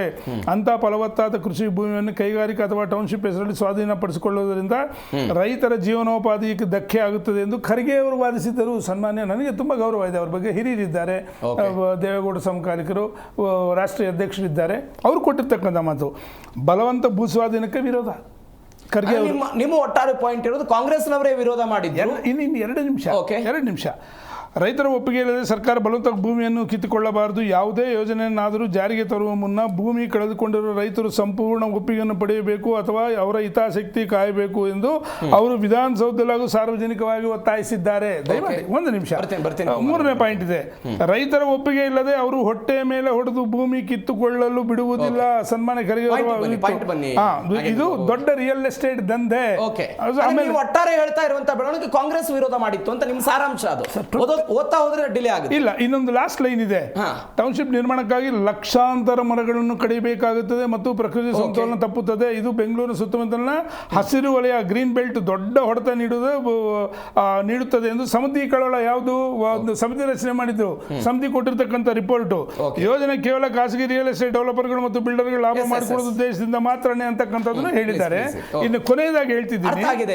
ಇಲ್ಲ ಸರ್, ಇನ್ನು ಕೊನೆಯದಾಗಿ ಫಲವತ್ತಾದ ಭೂಮಿಯನ್ನು, ಇಂಥ ಹಸಿರು ಮತ್ತು ಉಪಯುಕ್ತ ಭೂಮಿಯನ್ನು ಕಸಿದುಕೊಂಡು ಕಾಂಕ್ರೀಟ್ ಕಾಡು ಮಾಡುವುದು ಸರಿಯಲ್ಲ. ಸಾವಿರಾರು ಸಣ್ಣ ಮತ್ತು ಅತಿ ಸಣ್ಣ ರೈತರು ಈ ಭೂಸ್ವಾಧೀನದಿಂದಾಗಿ ತಮ್ಮ ಜೀವನೋಪಾಧಿಯನ್ನು ಕಳೆದುಕೊಂಡು ಬೀದಿ ಪಾಲಾಗುತ್ತಾರೆ. ರೈತರ ತೀವ್ರ ವಿರೋಧ ನಡುವೆಯೂ ಬಲವಂತವಾಗಿ ಭೂಮಿ ಸ್ವಾಧೀನಪಡಿಸಿಕೊಳ್ಳೋದು ತಪ್ಪು ಅಂತಕ್ಕಂಥ ಸಮಿತಿ ಹೇಳಿದ್ದಾರೆ. ನಾವು ಯಾವುದೇ ಕಾರಣಕ್ಕೂ ಇವತ್ತು ಕೂಡ ಸನ್ಮಾನ್ಯ ಕುಮಾರಸ್ವಾಮಿಯವರ ಕನಸಿನ ಕೂಸೆ ಇದು. ಯಾಕೆಂತಂದ್ರೆ ಸುತ್ತಮುತ್ತಲೂ ಕೂಡ ಎಲ್ಲ ಆರಾಮಾಗಿರ್ಬೇಕು ಅಂತಕ್ಕಂಥದಕ್ಕೆ ಅವತ್ತು ಒಳ್ಳೊಳ್ಳೆ ಯೋಜನೆ ಇದನ್ನ ಕಾರ್ಖಾನೆಗಳು ತರಬೇಕು ಅಂತಕ್ಕಂಥದ್ದು ಇತ್ತು. ಆದರೆ ಯಾವತ್ತು ಕಾಂಗ್ರೆಸ್ ಅವರು ಇಷ್ಟು ಪ್ರಬಲವಾಗಿ ಅವರ ರಾಷ್ಟ್ರೀಯ ಅಧ್ಯಕ್ಷರೇ ಹೇಳಿರ್ತಕ್ಕಂಥ ನಾವಲ್ಲ, ಸನ್ಮಾನ್ಯ ಸಿದ್ದರಾಮಯ್ಯ ಹೇಳಿರ್ತಕ್ಕಂಥದ್ದು ಮತ್ತೆ ಸನ್ಮಾನ್ಯ ಡಿ ಕೆ ಶಿವಕುಮಾರ್ ಅವರು ಪ್ರಬಲವಾಗಿ ವಿರೋಧ ಮಾಡಿದಂಥ ಸಂದರ್ಭದಲ್ಲಿ ಇದನ್ನ ಕೈ ಬಿಡಬೇಕಾಯ್ತು ಅಂತಕ್ಕಂಥದ್ದು ನಂಬರ್ 1. ನಂಬರ್ 2, ಇವತ್ತು ಅವರು ಹೇಳಿರ್ತಕ್ಕಂಥ ವರದಿ ಪ್ರಕಾರ ರೈತರು ಅವರು ಸ್ವಇಚ್ಛೆಯಿಂದ ನಾವು ಕಾರ್ಖಾನೆಗಳಿಗೆ ಮತ್ತೊಂದಕ್ಕೆ AICTಗಳಿಗೆ ನಾವು ವಿರೋಧ ಅಲ್ಲ, ರೈತರ ಒಪ್ಪಿಗೆ ಇಲ್ಲದೆ ನೀವು ಪಡಿತಕ್ಕಂಥದ್ದು ಇಲ್ಲ ಅಂತಕ್ಕಂಥ ಸ್ಪಷ್ಟವಾಗಿ ಹೇಳಿದ್ದಾರೆ. ನಾನು ಅದೇ ಹೇಳ್ತಾ ಇರೋದು, ನನ್ನ ಪಾಯಿಂಟ್ ಇರೋದು ಅದೇ. ರೈತರು ಒಪ್ಪಿಗೆ ಇದೆಯೋ ಒಪ್ಪಿಗೆ ಇಲ್ಲೋ ಅನ್ನೋದನ್ನೇ ಚರ್ಚೆ ಮಾಡೋದಕ್ಕೆ ವಿಧಾನಸೌಧಕ್ಕೆ ಬನ್ನಿ ಅಂತ ಡಿ ಕೆ ಶಿವಕುಮಾರ್ ಅವರು ಹೇಳಿದ್ರು. ನೀವು ಯಾಕೆ ಬೈರಮಂಗಲಕ್ಕೆ ಹೋದ್ರಿ? ಒಳ್ಳೆ ಮಾತನ್ನೇ ಹೇಳಿದ್ರಿ. ನೀವು ಮತ್ತು ನಿಮ್ಮ ಸಂಗಡಿಗರು 5 ಜನ ಬನ್ನಿ ಅಂತ ಹೇಳಿದ್ದಾರೆ. ಸನ್ಮಾನ್ಯ ಕುಮಾರಣ್ಣ ಅವರು ಯಾವಾಗ ಅಂದಿನ ವಿರೋಧ ಪಕ್ಷದ ನಾಯಕರುಗಳು ಈ ರೀತಿ ಟೀಕೆಗಳು ಮಾಡಿ ವಿರೋಧ ಮಾಡಿದ್ರು, 3 ಬಾರಿ ಕೃಷ್ಣಾಗೆ ಆ ಬಿಡದಿಲಿರ್ತಕ್ಕಂಥ ಎಲ್ಲ ರೈತರನ್ನ ಕರೆಸ್ಕೊಂಡು ಅವ್ರ ಆಗೋಗಳನ್ನು ಮಾತನಾಡಿ ಚರ್ಚೆ ಮಾಡಿ ಅಂತಿಮ ತೀರ್ಮಾನ ತಗೊಂಡಿದ್ದು. ಇವತ್ತು ಸಮಸ್ಯೆ ಆಗಿರ್ತಕ್ಕಂಥದ್ದು ಬಿಡದಿ ಭಾಗದ ರೈತರದ್ದು. ರೈತರ ಮಧ್ಯೆ ಕಾರ್ಯಕರ್ತರು ಒಂದು ನಿಮಿಷ ಇವತ್ತು ನೋಡಿದ್ರಲ್ಲ, ನೀವು ಬನ್ನಿ, ನಿಮಗೆ ಡೌಟ್ ಇದ್ರೆ ನಿಮ್ಮ ಚಾನಲ್ ಸಮೇತನೂ ಹೋಗೋಣ, ಅವರು ಬರ್ಲಿ. ಇವತ್ತು ಕೂತಿದ್ವಲ್ಲ, ಅದಕ್ಕೆ ನಾವು ಕೂತಿದ್ದು. ಜಗಳ ಮತ್ತೊಂದು ಇನ್ನೊಂದು ಏನು ಬೇಡ. ಯಾರು ನನ್ನ ಮಿತ್ರರು ಹೇಳ್ತಿದ್ರು ಪ್ರತಿಷ್ಠೆ ಇನ್ನೊಂದು ಬೂತ್ ಲೆವೆಲ್ ಅಲ್ಲಿ ಅಂತ ಹೇಳಿ. ಇದು ಬೂತ್ ಲೆವೆಲ್ ಸಮಸ್ಯೆ ಅಲ್ಲ. ನೋಡಿ, ಸರಿಸುಮಾರು 6 ಲಕ್ಷ ಲೀಟರ್ ಹಾಲನ್ನ ಪ್ರತಿದಿನ ಉತ್ಪಾದನೆ ಆಗುತ್ತೆ ಬ್ರದರ್. ಎರಡನೇದು 3 ರಿಂದ 4 ಲಕ್ಷ ಟನ್ನು ಮಾವು ಬೆಳೀತಾರೆ. 4ನೇದು ಎಲ್ಲದಕ್ಕಿಂತ ಮುಖ್ಯವಾಗಿ ಸಣ್ಣ ರೈತರು ಅಲ್ಲಿ ಏನು ತೆಂಗಿರ್ಬೋದು, ರಾಗಿ ಇರ್ಬೋದು, ತರಕಾರಿ ಇರ್ಬೋದು, ಹೂವಣ್ಣು ಇರ್ಬೋದು, ಆಮೇಲೆ ರೇಷ್ಮೆ ಪ್ರತಿದಿನ 1.5 ಕೋಟಿಯಿಂದ 2.5 ಕೋಟಿ ತನಕ ವಹಿವಾಟು ಆಗುತ್ತೆ. ಅತಿ ಸಣ್ಣ ರೈತರು ಅಂತಕ್ಕಂಥದ್ದು ಗಂಭೀರವಾಗಿ ಯಾಕೆ ಹೇಳ್ತಾ ಇದ್ದೀನಿ ಅಂತಂದ್ರೆ, ಅಲ್ಲಿ ಭೂಮಿ ನೆಚ್ಕೊಂಡಿರ್ತಕ್ಕಂಥವ್ರು ನೀವು ಕೊಡ್ತಕ್ಕಂಥ ದುಡ್ಡಲ್ಲಿ 1 ಎಕರೆಗೆ 2 ಕೋಟಿ ನೀವು ನಿಗದಿ ಮಾಡಿದ್ರೆ 5 ಗುಂಟೆ JDS ನಿಲುವು, ನಿಮ್ಮ ಮಿತ್ರ ಪಕ್ಷದ ನಿಲುವು ಏನಿದೆ ಅದೊಂದು ಸ್ವಲ್ಪ ಕೇಳ್ಬಿಡೋಣ. ಬಿಜೆಪಿ ವಕ್ತಾರ ಆದಂತ ಆತ್ಮಾನಂದ್ ಅವರು ಕೂಡ ನಮ್ಮ ಜೊತೆ ನೇರ ಸಂಪರ್ಕದಲ್ಲಿ ಇದ್ದಾರೆ. ನಮಸ್ಕಾರ ಆತ್ಮಾನಂದ್ ಅವರಿಗೆ, ಕಾರ್ಯಕ್ರಮಕ್ಕೆ ಸ್ವಾಗತ ನಿಮ್ಗೆ. ಓಕೆ, ಹಳೆ ಮೈಸೂರು ಭಾಗದಲ್ಲಿ ನೆಲೆ ಊರಿಗೆ ಬಿಜೆಪಿಗೊಂದು ಅವಕಾಶ ಬೇಕಿತ್ತು, ಅವಕಾಶ ಸಿಕ್ತಲ್ವಾ ಇದು JDS ಜೊತೆಗೂಡಿ? ಸರ್, ಪಕ್ಷದ ವಿಷಯಕ್ಕೆ ಅವಕಾಶ ಅನ್ನೋದೇನು ನಮಗೆ ಅಲ್ಲ. ಸಂಘಟನೆ ವಿಚಾರ ಬಂದಾಗ ನಾವು ಸಂಘಟನೆ ಮಾಡೇ ಮಾಡ್ತೀವಿ. ನಿರಂತರವಾಗಿ ನಾವು ಸಂಘಟನೆಯಲ್ಲಿ ಹಳೆ ಮೈಸೂರು ಭಾಗದಲ್ಲಿ ನಮಗೆ ಸ್ವಲ್ಪ ಹಿನ್ನಡೆ ಇದ್ರೂ ಕೂಡ ಇವತ್ತು JDS ನ ಮಿತ್ರ ಪಕ್ಷವಾದಂತ JDS ನವರು ನಮ್ ಜೊತೆ ಇದ್ದಾರೆ. ಖಂಡಿತವಾಗ್ಲೂ ಕಳೆದ ಬಾರಿ ಚುನಾವಣೆಯಲ್ಲಿ ನಾವು ಒಬ್ಬೊಬ್ಬ ಅಭ್ಯರ್ಥಿ 35,000ಕ್ಕಿಂತ ಹೆಚ್ಚು ಮತಗಳನ್ನ ಬಿಜೆಪಿಯ ಅಭ್ಯರ್ಥಿಗಳು ತಗೊಂಡಿದ್ರು. ಅದರಿಂದನೇ ನಮಗೆ ಎಲ್ಲೋ ಒಂದ್ ಕಡೆ ಸಂಘಟನೆ ಬಲವಾಗಿತ್ತು. ಆ ವಿಚಾರ, ಸಂಘಟನೆ ವಿಚಾರಕ್ಕಿಂತ ಹೆಚ್ಚಾಗಿ ಇವತ್ತು ರೈತರ ಸಮಸ್ಯೆ ಇದೆಯಲ್ಲ, ಆ ಕಾವೇರಿ ನೀರಿನ ಅರಿವಿದೆಯಲ್ಲಿ ಮತ್ತೆ ಅಲ್ಲಿ ಕೃಷಿ ಭೂಮಿಯ ಫಲವತ್ತಾಗಿ ರೈತರು ಕಟ್ಕೊಂಡಿದ್ದಾರೆ, ಬದುಕನ್ನ ಕಟ್ಕೊಂಡಿದ್ದಾರೆ. ಆ ಜಮೀನನ್ನ ಕಳೆದ ಬಾರಿ ಕುಮಾರಸ್ವಾಮಿ ಅವರು ಏನಿದೆ ಟೌನ್ಶಿಪ್ ಮಾಡಕ್ ಹೋಗಿ ರೈತರ ಒಂದು ಮಾತಿಗೆ ಬೆಲೆ ಕೊಟ್ಟು ಅದನ್ನ ಕೈ ಬಿಟ್ಟು ರೈತರಿಗೆ ಜಮೀನು ಕೊಡುವಂತ ಮತ್ತೆ ಮಾರಾಟ ಆಗದಂಗೆ ನೋಡಿಕೊಳ್ಳುವಂತ ವ್ಯವಸ್ಥೆಯನ್ನು ಕೂಡ ಕುಮಾರಸ್ವಾಮಿ ಅವರು ರೈತರ ಪರವಾಗಿರುವಂತ ನಾಯಕರು ರೈತರ ಹಿತದೃಷ್ಟಿಯಿಂದ ಮಾಡಿದಂಥದ್ದು. ಆದ್ರೆ ಇವತ್ತು ಈ ಸರ್ಕಾರ ಹೊರಟಿರೋದು ರೈತರ ಭೂಮಿಯ ವಿರೋಧ ಇದ್ರೂ ಕೂಡ 570 ಜನಕ್ಕಿಂತ ಹೆಚ್ಚು ಜನ ಇವತ್ತು ದಾವೆಯನ್ನು ಹೂಡಿದ್ರು ಕೂಡ ಕೋರ್ಟಲ್ಲಿ ಏಕಾಏಕಿ ನಾವು ಟೌನ್ಶಿಪ್ ಮಾಡೇ ತೀರ್ತೀವಿ ಎನ್ನುವಂತ ನಿಟ್ಟಿನಲ್ಲಿ ಮಾಡ್ತಾ ಇರುವಂತ ಈ ಸರ್ಕಾರಕ್ಕೆ ಕರ್ನಾಟಕದ ವಿಸ್ತೀರ್ಣ ಏನು 20-31 ಜಿಲ್ಲೆಗಳಿದೆ, ಆ ಜಿಲ್ಲೆಗಳಿಗೆ ಯಾಕೆ ಈ ಟೌನ್ಶಿಪ್ ಹೋಗ್ತಾ ಇಲ್ಲ? ಅಲ್ಲಿ ಅಭಿವೃದ್ಧಿ ಯಾಕೆ ಆಗ್ತಾ ಇಲ್ಲ? ತುಮಕೂರಿನ ಭಾಗದಲ್ಲಿ ಯಾಕೆ ಅಭಿವೃದ್ಧಿ ಆಗ್ತಾ ಇಲ್ಲ? ಕಲ್ಯಾಣ ಕರ್ನಾಟಕದಲ್ಲಿ ಯಾಕೆ ಅಭಿವೃದ್ಧಿ ಆಗ್ತಾ ಇಲ್ಲ? ಅದೇ ಬಿಡದಿಯಲ್ಲೇ ಟೌನ್ಶಿಪ್ ಆಗ್ಬೇಕಾಗಿದೆ. ಕೆ ಶಿವಕುಮಾರ್ ಅವರು ಇತ್ತೀಚೆಗೆ ಒಂದು ಮಾತು ಹೇಳಿದ್ರು, ಆತ್ಮಾನಂದ್ ಅವರೇ, ನಾನು ಇತ್ತೀಚೆಗೆ ನರೇಂದ್ರ ಮೋದಿ ಅವರನ್ನು ಭೇಟಿ ಮಾಡಿದೆ, ಬಿಡದಿ ಟೌನ್ಶಿಪ್ ಬಗ್ಗೆ ಅವ್ರ ಜೊತೆ ಮಾತನಾಡಿದೆ. ಪ್ರಧಾನಿ ನರೇಂದ್ರ ಮೋದಿ ನಂಗೆ ಶಬ್ಬಾಷ್ಗಿರಿ ಕೊಟ್ಟರು, ನಾನು ಅಲ್ಲಲ್ಲಿ ಟೌನ್ಶಿಪ್ ಮಾಡಿದ್ದೀನಿ, ಇದನ್ನು ಮಾಡು ಅಂತ ಹೇಳಿದ್ರು. ಆದರೆ ಇಲ್ಲಿ ಸ್ಥಳೀಯ ಬಿಜೆಪಿ ನಾಯಕರು ವಿರೋಧ ಮಾಡ್ತಿದ್ದಾರೆ. ಮೋದಿ ಅವರಿಗೂ ಪತ್ರ ಬರೆಯೋದಕ್ಕೆ ಸಿದ್ಧರಾಗಿದ್ದಾರೆ ಡಿ ಕೆ ಶಿವಕುಮಾರ್. ಈಗ ಖಂಡಿತವಾಗ್ಲೂ ಯಾವುದೇ ಈ ದೇಶದ ರಾಜ್ಯದ ಮುಖ್ಯಮಂತ್ರಿ ಆಗಿದ್ದವರು ಕೂಡ ಮೋದಿ ಅವರಿಗೆ ಪತ್ರ ಬರಿಬಹುದು, ನಾನು ಕೂಡ ಪತ್ರ ಬರಿಬಹುದು, ನೀವು ಕೂಡ ಪತ್ರ ಬರಿಬಹುದು, ಒಬ್ಬ ಸಾಮಾನ್ಯ ವ್ಯಕ್ತಿ ಕೂಡ ಪತ್ರ ಬರಿಬಹುದು. ನಿಮಗೆ ಗೊತ್ತಿದೆ, ಒಬ್ಬ ವಿದ್ಯಾರ್ಥಿನಿ ಶೌಚಾಲಯ ಇಲ್ಲ ಶಾಲೆಯಲ್ಲಿ, ಪತ್ರ ಬರೆಯೋ ವಿಚಾರ ಅಲ್ಲ ನಾನು ಪಾಯಿಂಟ್ ಹೇಳ್ತಾ ಇರೋದು. ಪಾಯಿಂಟ್ ಅದಲ್ಲ ಸರ್, ನಾನು ಹೇಳ್ತಾ ಇರೋದು ಮೋದಿ ಅವರೇ ಶಬಾಷ್ಗಿರಿ ಕೊಟ್ಟಿದ್ದಾರೆ ಟೌನ್ಶಿಪ್ ಬಗ್ಗೆ ಅಂತ. ನಾನು ಅದಕ್ಕೆ ಬರ್ತೀನಿ. ಯಾವ ವಿಚಾರವಾಗಿ ಡಿ ಕೆ ಶಿವಕುಮಾರ್ ಅವರು ಈ ಊಹಾಪೋಹಗಳನ್ನ ಬಿಡಬೇಕು. ಮೋದಿ ಅವರು ಯಾವ ವಿಚಾರಕ್ಕೆ, ಯಾವ ಜಮೀನ ಈ ಟೌನ್ಶಿಪ್ಗೆ ಶಬಾಷ್ಗಿರಿ ಕೊಟ್ಟಿದ್ರ ಅವ್ರಿಗೆ ಅನ್ನೋದನ್ನ ಪ್ರಸ್ತಾಪ ಮಾಡ್ಬೇಕು. ಸುಮ್ನೆ ಹೇಳುವಂತದ್ದಲ್ಲ, ಅದಕ್ಕೆ ದಾಖಲೆ ಇಡ್ಬೇಕು. ಖಂಡಿತವಾಗ್ಲೂ ಟೌನ್ಶಿಪ್ ಆಗ್ಬೇಕು ಅನ್ನೋದಾದ್ರೆ ನಿಮ್ಗೆ ವಿರೋಧ ಇಲ್ಲದೆ ಆಗ್ಬೇಕು. ಮೋದಿ ಅವರಿಗೆ ಈ ಇಷ್ಟೊಂದು ಜನರ ರೈತರ ವಿರೋಧ ಇದೆ ಅಂತ ಹೇಳಿದ್ರೆ ಖಂಡಿತವಾಗ್ಲೂ ಇದನ್ನ ಒಪ್ಪಕ್ ಸಾಧ್ಯನೇ ಇಲ್ಲ. Yes sir. ಆದ್ರಿಂದ ಈ ರೈತರ ಸಮಸ್ಯೆಯನ್ನ ಇವತ್ತು ಆ ಭೂಮಿ ಕಳ್ಕೊಳ್ಳೋಕೆ ಇವತ್ತು ಒಂದಷ್ಟು ಕಾಸು ಬರುತ್ತೆ, ಸರ್ಕಾರ ಏನೋ ಒಂದು ಪರಿಹಾರ ಕೊಡುತ್ತೆ, ಭೂಮಿ ಕಳ್ಕೊಳ್ತಾರೆ. ಆದ್ರೆ ಮುಂದಿನ ಜೀವನ ಏನವ್ರದ್ದು, ಆ ಜೀವನ ಇವತ್ತು ಬರ್ತೀನಿ. ಅಂದ್ರೆ ಡಿ ಕೆ ಶಿವಕುಮಾರ್ ಅವರು ನೀವು ಹೇಳ್ತಾ ಇರುವಂಗೆ ಊಹಾಪೋಹವನ್ನು ಹಬ್ಬಿಸ್ತಾ ಇದ್ದಾರೆ. ಮೋದಿ ಅವರಿಗೆ ವಾಸ್ತವ ಅಂಶವನ್ನು ತಿಳಿಸಿಲ್ಲ, ಅದು ಕೃಷಿ ಭೂಮಿಯೋ ಅಥವಾ ಫಲವತ್ತಾದ ಭೂಮಿನೋ ಇತ್ಯಾದಿ ಹೇಳಿಲ್ಲ ಅಂತ. ಬರ್ತೀನಿ, ನಿಮ್ಮ ಪಾಯಿಂಟ್ ನೋಟ್ ಆಗಿದೆ. ಇವಾಗ ಮತ್ತಷ್ಟು ಮಾತನಾಡೋಣ. ಕಾಂಗ್ರೆಸ್ನ ದ್ವಂದ್ವ ನಿಲುವಿನ ಬಗ್ಗೆ ಪ್ರಶ್ನೆ ಇದೆ. ಈ ಹಿಂದೆ ಪಾಟೀಲ್ ಅವರ ನೇತೃತ್ವದಲ್ಲಿ ಸಮಿತಿ ಆಗಿತ್ತು. ಆ ಸಮಿತಿ ಒಂದು ವರದಿಯನ್ನು ಕೂಡ ಕೊಟ್ಟಿತ್ತು. ಆ ವರದಿಯಲ್ಲಿ ಏನು ಉಲ್ಲೇಖ ಆಗಿತ್ತು? ಕಾಂಗ್ರೆಸ್ ಯಾಕೆ ಇವತ್ತು ಇದನ್ನು ಮಾಡೋಕೆ ಹೊರಟಿದೆ? ಕುಮಾರ್ ಅವರೇ, ಬಿಡದಿಯ ಬಳಿ ಸುಮಾರು 5,040 ಎಕರೆ ಭೂಮಿಯಲ್ಲಿ ಒಂದು ಸ್ಮಾರ್ಟ್ ಸಿಟಿ ನಿರ್ಮಾಣ ಸೇರಿದಂತೆ ಬೆಂಗಳೂರು ಸುತ್ತಮುತ್ತಲಿನ ಜಮೀನನ್ನು ವಶಪಡಿಸಿಕೊಂಡು ನಂದಿಗುಡಿ ವಿಶೇಷ ಆರ್ಥಿಕ ವಲಯ ಯೋಜನೆ ಅಂತ ಮಾಡೋದಕ್ಕೆ ಹೊರಟಿದ್ರು. ಅದು ಇದೇ ಕುಮಾರಸ್ವಾಮಿ ಅವರು ಈ ಹಿಂದೆ. ಅವತ್ತಿನ ಸಮಯದಲ್ಲಿ ಕಾಂಗ್ರೆಸ್ ಒಂದು ನಿರ್ಧಾರವನ್ನು ತೆಗೆದುಕೊಳ್ತು. ಅವತ್ತಿನ ವಿಧಾನ ಪರಿಷತ್ ವಿಪಕ್ಷ ನಾಯಕರಾಗಿದ್ದಂಥ HK ಪಾಟೀಲ್ ಅವರ ನೇತೃತ್ವದಲ್ಲಿ ಒಂದು ಸತ್ಯಶೋಧನಾ ಸಮಿತಿಯನ್ನು ರಚನೆ ಮಾಡಿತು. ಸತ್ಯಶೋಧನಾ ಸಮಿತಿ ಒಂದು ವರದಿ ಕೊಡುತ್ತೆ. ಆ ವರದಿಯಲ್ಲಿ ಹೇಳಲಾಗುತ್ತೆ, ರೈತರ ಭೂಮಿಯನ್ನು ಕೈಗಾರಿಕಾ ಯೋಜನೆಗಳಿಗೆ ವಶಪಡಿಸಿಕೊಳ್ಳುವುದು ಸಂವಿಧಾನ ನಿರ್ದೇಶನಕ್ಕೆ ತಕ್ಕಂತೆ ಮತ್ತು ಸುಪ್ರೀಂ ಕೋರ್ಟ್ನ ತೀರ್ಪಿನ ಉಲ್ಲೇಖದ ಭಾಗವಾಗಿದೆ. ಸರ್ಕಾರ ಜಮೀನನ್ನು ಮಾರಾಟಕ್ಕಿಳಿದಿದೆ ಅಂತ ಅವತ್ತು HK ಪಾಟೀಲ್ ಅವರು ಒಂದು ವರದಿಯನ್ನು ಕೊಟ್ಟರು. ಹಾಗಾದರೆ ಇವತ್ತಿನ ದ್ವಂದ್ವ ನಿಲುವ್ಯಾಕೆ? ಅವತ್ತು ನೀವೇ ವರದಿ ಕೊಟ್ರಿ, ಯಾವುದೇ ಕಾರಣಕ್ಕೂ ಆಗಬಾರದು ರೈತರ ಜಮೀನು ಮಾರಾಟ ಇತ್ಯಾದಿ ಅಂತ. ಇವತ್ತು ನೀವೇ ಖರೀದಿ ಮಾಡ್ತಾ ಇದ್ದೀರಿ.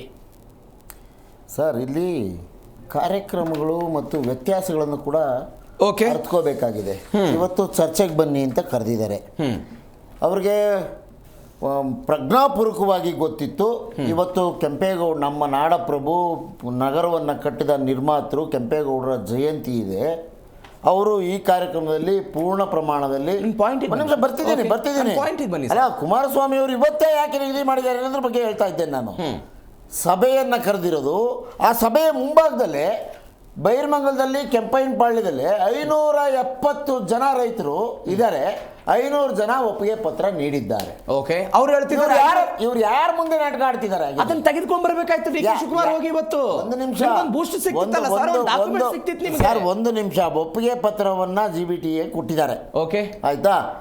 ಇವತ್ತು ಪೂರ್ಣ ಪ್ರಮಾಣದಲ್ಲಿ ಕೆಂಪೇಗೌಡ ಜಯಂತಿ ಕಾರ್ಯಕ್ರಮ ಮತ್ತು 15 ಲಕ್ಷ ಗಿಡಗಳನ್ನು ನೆಡುವ ಕಾರ್ಯಕ್ರಮ, ಇವೆಲ್ಲ ದೊಡ್ಡ ಯೋಜನೆಗಳನ್ನು ಹಾಕೊಂಡು ಮತ್ತು ದಶಪಥ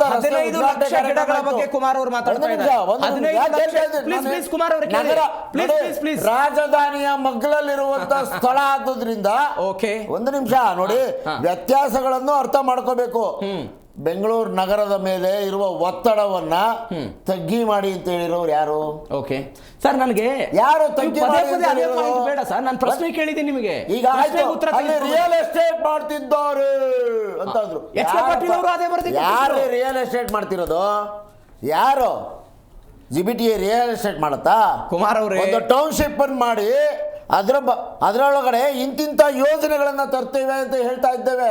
ಒಂದು ನಿಮಿಷ ಸರ್. ಹಾಗಿದ್ದರೆ ವಿಧಾನಸೌಧ ಯಾವ ರೈತರ ಜಮೀನಿನ ಮೇಲೆ ಕಟ್ಟಲಾಗಿದೆ?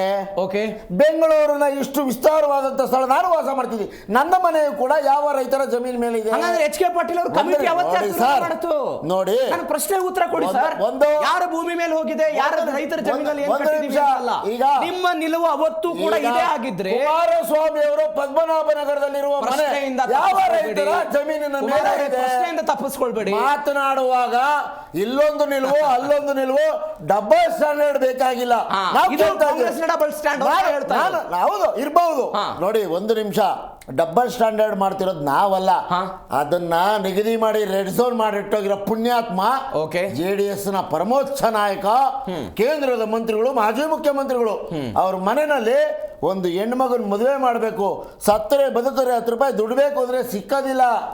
ಆ ಸ್ಥಿತಿಗೆ ತಂದಿಟ್ಬಿಟ್ಟು 20 ವರ್ಷದಿಂದ ಆಟ ಆಡಿದ್ರಲ್ಲ, ನಿಮ್ಮ ಮಗನ್ನ ಸೋಲಿಸ್ತಿದ್ದಾರೆ, ನಿಮ್ಮ ಮನೆಯವರು ಸೋಲಿಸ್ತಿದ್ದಾರೆ ಅಂತ ಅಂದ್ಬಿಟ್ಟು ಈ ಡ್ರಾಮಾಗಳೆಲ್ಲ ಬೇಡ ರೀ. ನಿಮ್ದು ಜಮೀನಿದೆ ಅಲ್ಲಿ, ಜಗಜ್ಜಾಹೀರಾಗಿದೆ, ನೀವೇ ಅರ್ಜಿ ಹಾಕೊಂಡಿದ್ದೀರಿ ಪರಿಹಾರಕ್ಕೆ ಇವರೇ ಅರ್ಜಿ ಹಾಕೊಂಡಿದ್ದಾರೆ. ಎಲ್ಲ ಬೇಡ. ಇವಾಗ ಕೇಂದ್ರದಲ್ಲಿ ಅವ್ರನ್ನ ಕೈ ಬಿಡ್ಲಾಗ್ತಿದೆ. ಅದಕ್ಕಾಗಿ ಬಿಡದಿಯಲ್ಲಿ ಮಾತ್ರ ಯಾಕಪ್ಪ ನಿಂತಿದ್ದು ಹೋರಾಟ? ಹಾಸನದಲ್ಲಿ 1800 ಎಕರೆ ಜಮೀನು ತಗೊಂಡಿದ್ದೀರಿ, ಅದನ್ನ ಕೈ ಬಿಡಿಸು.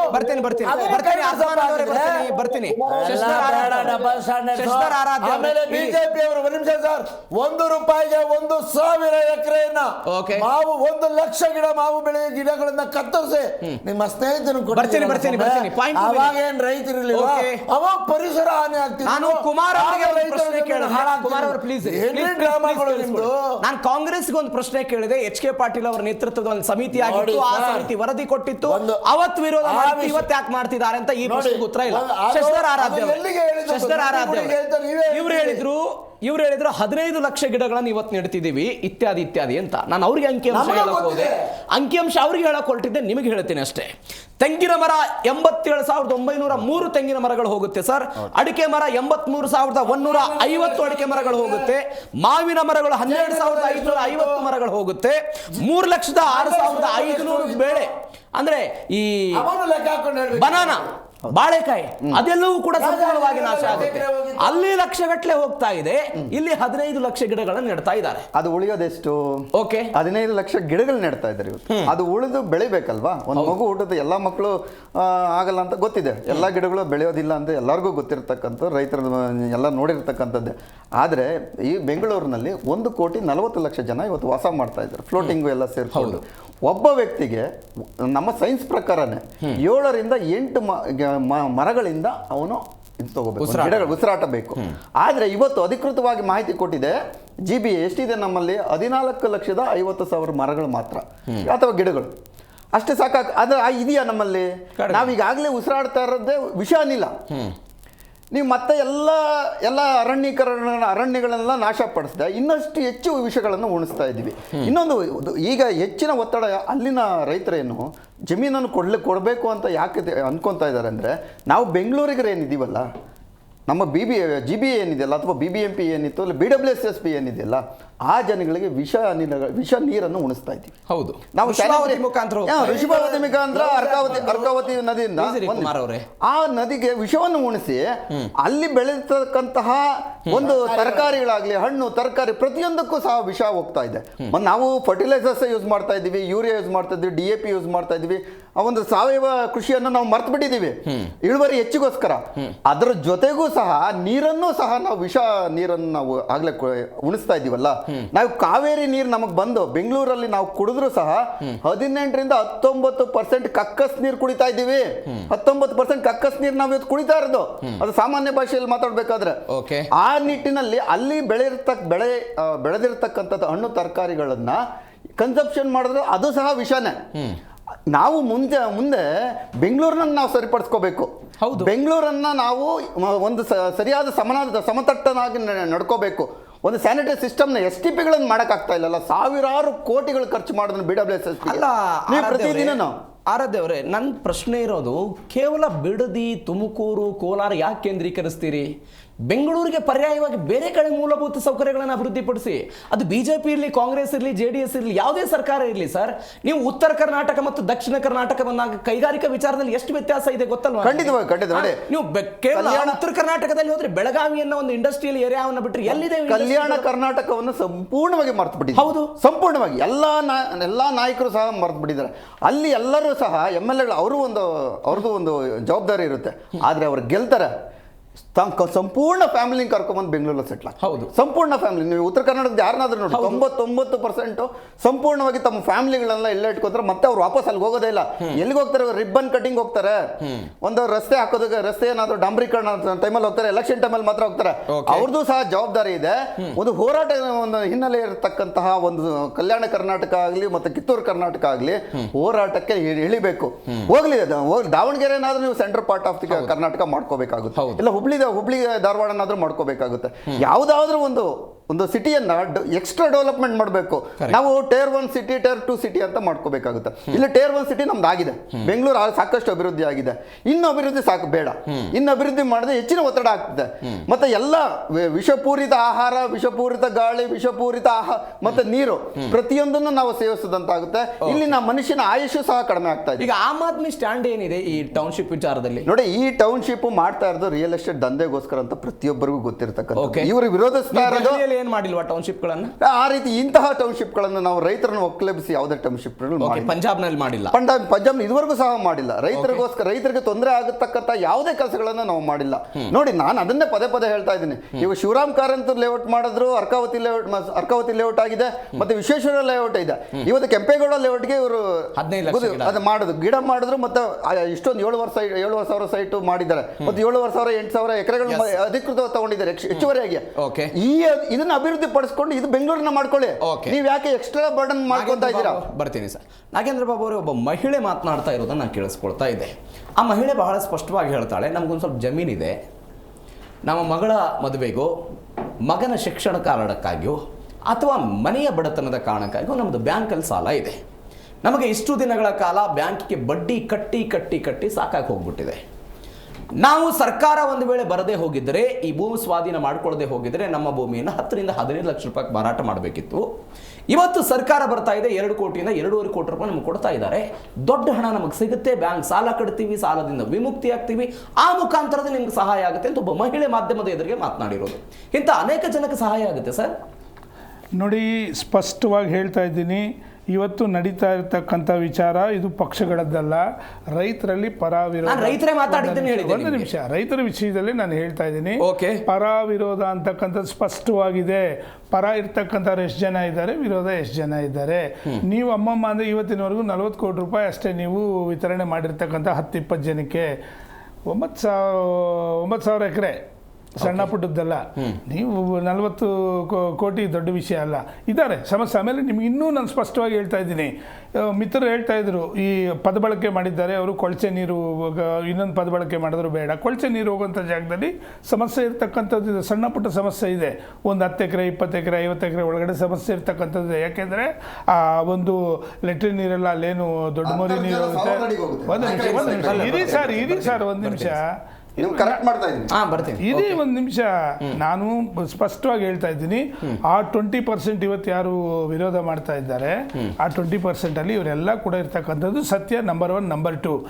ನಂಬರ್ 3, ಸನ್ಮಾನ್ಯ ಮಾಗಡಿ ಬಾಲಕೃಷ್ಣ ಅವರೇ ಹೇಳಿದ್ದಾರೆ, ಆವತ್ತೇನಾದರೂ ಅದನ್ನು ಸೋಷಿಯಲ್ ಮೀಡಿಯಾದಲ್ಲಿ ಓಡಾಡ್ತಾ ಇದೆ, ಆವತ್ತೇನಾದರೂ ಕುಮಾರಣ್ಣ ಅದು ರೆಡ್ ಝೋನ್ ಆಗಲಿಲ್ಲ ಅಂದಿದ್ದರೆ ಇವತ್ತು ರೈತರುಗಳು ಬೀದಿ ಪಾಲಾಗ್ತಾ ಇದ್ರು. ಇವತ್ತಿರ್ತಕ್ಕಂಥ ಒಂದು ಇದರಲ್ಲಿ ಸರ್ ನೀವು ಸಣ್ಣ ರೈತರು ಅಂತಕ್ಕಂಥ ಪದ ಬಳಕೆ ಮಾಡಿದ್ದೀರಿ. ಇವರು ವರದಿಯಲ್ಲಿ ಕೊಟ್ಟಿರ್ತಕ್ಕಂಥದ್ದೇ ಸಣ್ಣ ಮತ್ತು ಅತಿ ಸಣ್ಣ ರೈತರು ಹೆಚ್ಚಾಗಿದ್ದಾರೆ ಅಂತೇಳಿ. ನೀವು ಎಷ್ಟು ಕೊಡ್ತಾ ಇದ್ದೀರಾ? 1 ಎಕರೆಗೆ 2 ಕೋಟಿ ಚಿಲ್ಲರೆ ಕೊಡ್ತಾ ಇದ್ದೀರಾ. 10 ಗುಂಟೆ ಇರ್ತಕ್ಕಂಥವ್ನಿಗೆ ಎಷ್ಟು ಬರ್ಬೋದು ಸರ್? ಎಷ್ಟು ಬರ್ಬೋದು? ಬಿಡದಿಲ್ಲಿ 1 ಕೋಟಿ ರೂಪಾಯಿ ಒಂದು ಸೈಟು, ನೀವು 10 ಗುಂಟೆಗೆ 50 ಲಕ್ಷ ರೂಪಾಯಿ ಬರುತ್ತೆ. ಮತ್ತೊಂದು ಪರ್ಯಾಯ ಆಪ್ಷನ್ ಕೊಟ್ಟಿದಾರಲ್ಲ ಸರ್, 60-40 ಅನುಪಾತದ ಅಡಿಯಲ್ಲಿ. ಒಂದು ನಿಮಿಷ ನಾವು ಬೆಳವಣಿಗೆ ಮಾಡ್ತೀವಿ. ಇರಿ ಸರ್ ಒಂದು ನಿಮಿಷ. ಸಣ್ಣ ಮತ್ತು ಅತಿ ಸಣ್ಣ ರೈತರು ಇವತ್ತು ಜೀವನೋಪಾಧಿ ಮಾಡ್ತಾ ಇದ್ದಾರಲ್ಲ, ಅವ್ರನ್ನ ನಾವು ಖುದ್ದಾಗಿ ಹೋಗಿದ್ದೀವಿ. ನಾವು ಹಳ್ಳಿಗಳಲ್ಲಿ ವಕ್ತಾರರಾಗಿ ನಾವು ವಾಸ್ತವಾಂಶ ತಗೋಬೇಕು. ನಮಗಿರಕ್ಕೆ ಮನೆ ಇದೆ, ನಾವು ಹೈನುಗಾರಿಕೆ ಮಾಡಿ ಪ್ರತಿದಿನ 50 ಲೀಟರ್ 100 ಲೀಟರ್ ಹಾಲುಗಳಾಗ್ತೀವಿ. ನಮ್ಮಲ್ಲಿ ವೆಹಿಕಲ್ಗಳಿದೆ, ನಮಗೇನು ಯಾವ ಕೊರತೆ ಇಲ್ಲ. ನಾವು ಜೀವನ ಚೆನ್ನಾಗಿ ಮಾಡ್ತಾ ಇದ್ದೀವಿ. ಹೂವು ಬೆಳಿತೀವಿ, ಹಣ್ಣು ಬೆಳಿತೀವಿ, ತರಕಾರಿಯನ್ನು ಬೆಳಿತೀವಿ, ಹೈನುಗಾರಿಕೆ ಮಾಡ್ತೀವಿ, ರೇಷ್ಮೆ ಬೆಳಿತೀವಿ, ರಾಗಿ ಬೆಳಿತೀವಿ. ಮತ್ತು ಇದನ್ನು ಎಂಥದಪ್ಪ, ನಮಗೆ ಜೀವನೋಪಾಧಿಗೆ ನಾವು ಏನು ಬೇಕೋ ನಮ್ಮ ಮನೆಗೆ ಎಲ್ಲದನ್ನು ಬೆಳ್ಕೊಂಡು ನಾವು ಆರಾಮಾಗಿದ್ದೀವಿ. ಈ ಪರಿಸ್ಥಿತಿ ನಮಗೆ ಇಂಥ ಒಂದು ಸಂದರ್ಭದಲ್ಲಿ ಇಂಥ ಒಂದು ವಿಚಾರ ಬೇಡ ಅಂತಕ್ಕಂಥದ್ದು ಒಂದು. ಸನ್ಮಾನ್ಯ ಡಿ ಕೆ ಶಿವಕುಮಾರ್ ಅವರು ಅಂದು 2006 ಮತ್ತು 7 ವಿಧಾನಸಭೆ ಮತ್ತು ಸಾರ್ವಜನಿಕವಾಗಿ ಮಾತನಾಡಿದ್ದು ಡಿ.ಕೆ. ಶಿವಕುಮಾರ್ ಈ ಯೋಜನೆಯಿಂದ ಬಿಡದಿ ಭಾಗದ ಸಾವಿರಾರು ರೈತರು ಬೀದಿ ಪಾಲಾಗುತ್ತಾರೆ. ಫಲವತ್ತಾದ ಕೃಷಿ ಭೂಮಿಯನ್ನು ಕಿತ್ತುಕೊಂಡ್ರೆ ರೈತರ ಬದುಕು ಸರ್ವನಾಶ ಆಗುತ್ತೆ. ಸನ್ಮಾನ್ಯ ಡಿ.ಕೆ. ಶಿವಕುಮಾರ್ ಅವರ ಹೇಳಿಕೆ ಇದು, ನಂದಲ್ಲ. ಹಾಗಾದ್ರೆ ಡಬಲ್ ಸ್ಟ್ಯಾಂಡ್ ಬಗ್ಗೆ ತಾವು ಯೋಚನೆ ಮಾಡಿ. ಅದೇ ಪ್ರಶ್ನೆ ಕೇಳಿದೆ. ಸಿಂಪಲ್ ಮಾತು. ಕುಮಾರ್ ಅವರೇ ಇರಿ, ಕುಮಾರ್ ಅವರು ಬರ್ತೀನಿ, ನಾನು ಬರ್ತೀನಿ. ಕುಮಾರ್ ಅವರೇ ಇರಿ ಪ್ಲೀಸ್. ಮುಖ್ಯಮಂತ್ರಿ ಆಗಿದ್ದಾರೆ ಅಂತ ಇಷ್ಟೊಂದು ಹೊಟ್ಟೆ ಕುಮಾರ್ ಅವರೇ ಇರಿ, ಬರ್ತೀನಿ. ನಾಗೇಂದ್ರ ಬಾಬು ಅವರೇ, ಕಾಂಗ್ರೆಸ್ನ ಆರೋಪ ಅದನ್ನ ಕುಮಾರ್ ಅವರು ಕೂಡ ಉಲ್ಲೇಖ ಮಾಡಿದ್ರು. ಯಾವ ರಾಮನಗರ ಇವತ್ತಿನ ಬೆಂಗಳೂರು ದಕ್ಷಿಣ ಆಗಿದೆ ಡಿ.ಕೆ. ಶಿವಕುಮಾರ್ ಅವರ ಕಾರಣಕ್ಕಾಗಿ, ಅಲ್ಲಿ ಇಷ್ಟು ದಿನಗಳ ಕಾಲ JDSನ ಪ್ರಾಬಲ್ಯ ಇತ್ತು. ಅನಿತಾ ಕುಮಾರಸ್ವಾಮಿ ಗೆದ್ದಿದ್ರು, ದೇವೇಗೌಡರು ಬಂದಿದ್ರು ಆ ರಾಜಕಾರಣಕ್ಕೆ, HD ಕುಮಾರಸ್ವಾಮಿ ಅವರ ಹಿಡಿತಾ ಇತ್ತು. ಆ ಕೋಟೆಯನ್ನು ಡಿ.ಕೆ. ಶಿವಕುಮಾರ್ ವಶಪಡಿಸ್ಕೊಳ್ತಾ ಇದ್ದಾರೆ. ಈ ಪಾರಮ್ಯ ಮುಂದುವರೆದ್ರೆ 2028ರ ಚುನಾವಣೆಗೆ ನಮಗೆ ಹಿನ್ನಡೆ ಆಗುತ್ತೆ. ಈ ಕಾರಣಕ್ಕಾಗಿ JDS ಇದನ್ನು ದೊಡ್ಡ ಮಟ್ಟದ ಹೋರಾಟದ ರೂಪರೇಷೆ ನೋಡ್ತಾ ಇದೆ. ನಾನು ಸ್ಪಷ್ಟೀಕರಣ ಕೊಡ್ಲಾ? ಓಕೆ. ಇದಕ್ಕಿಂತ ಮೊದಲು ಶ್ರೀಮಾನ್ ದೇವೇಗೌಡರು, ಕುಮಾರಣ್ಣ, ಅನಿತಾ ಕುಮಾರಸ್ವಾಮಿ ಅವರು, ನಿಖಿಲ್ ಅವರು ಎಲ್ಲ ಸೋತಿದ್ದಾರೆ. ಅವತ್ತು ಯಾಕೆ ಮಾತಾಡಲಿಲ್ಲ ನೀವೆಲ್ಲ? ಮತ್ತೆ ಒಂದು ನಿಮಿಷ, ಸೋಲು ಗೆಲುವುಗಳು ಕಾಮನ್ನು. ನಾನು ಅದೇ ಪ್ರಶ್ನೆ ಕೇಳಿದ್ದೀನಿ. ಒಂದು ಸಮಾಧಾನವಾಗಿರಿ. ಅವ್ರಿಗೆ ಯಾಕೆ ಅಷ್ಟೊಂದು ಟೆನ್ಷನ್ ತಗೊಂತಾ ಇದ್ದಾರೆ?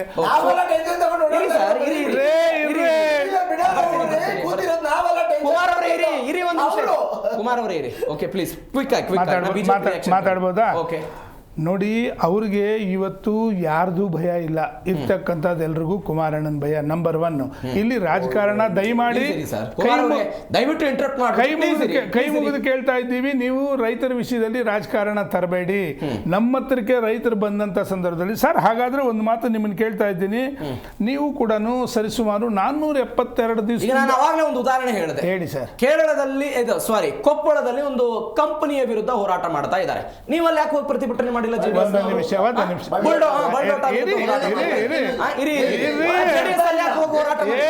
ಉತ್ತರ ಕೊಡ್ತೀನಿ ನಾನು ಉತ್ತರ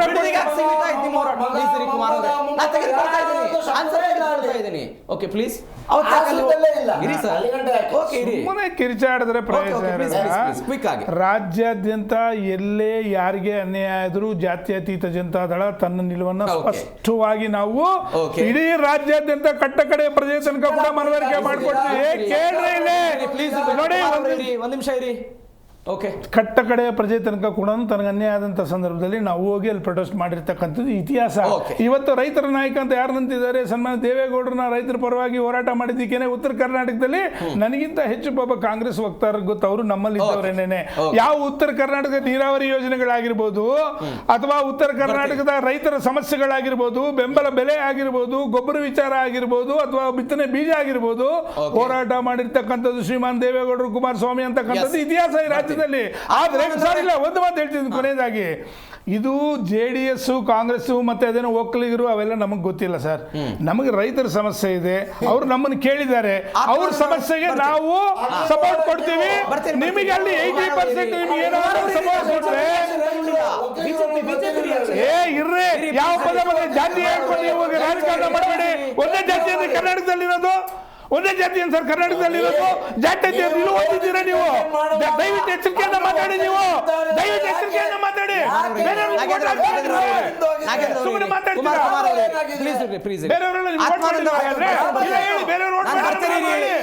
ಕಾಂಗ್ರೆಸ್ ಅವರು ನಮಗೆ ಅರ್ಜಿ ಕುಮಾರ್ ಅವರು ಪ್ಲೀಸ್ ಇರಿ ಸರ್, ಒಂದೇ ಮಾತು ಕುಮಾರ್ ಅವರು. ಶ್ರೀಮಾನ್ ದೇವೇಗೌಡರನ್ನ, ಕುಮಾರಣ್ಣ ಅವ್ರನ್ನ ಈ ರಾಜ್ಯದಲ್ಲಿ ಒಂದು ಒಕ್ಕಲಿಗರ ನಾಯಕ ಅಂತ ಯಾಕೆ ಹೇಳಿದ್ರು ಗೊತ್ತಾ? ಎಲ್ಲಾ ಸಮಾಜಗಳು ತಗೊಂಡು ರಾಜಕಾರಣ ನಿಮ್ಮನ್ನ ತಗೊಂಡೋಗ ಯಾವ್ದೋ ಇವ್ರು ಹೊಟ್ಟೆವ್ರಿ, ಅವ್ರ ಹೊಟ್ಟೆ ಮೇಲೆ ನಾವ್ ಯಾಕೆ ಹೊಟ್ಟೆವ್ರಿ ಪಡೋಣ? ಆತ್ಮಾನಂದ್ ಅವರೇ, ಬಿಜೆಪಿ ಹೋರಾಟ ಹೆಂಗೆ?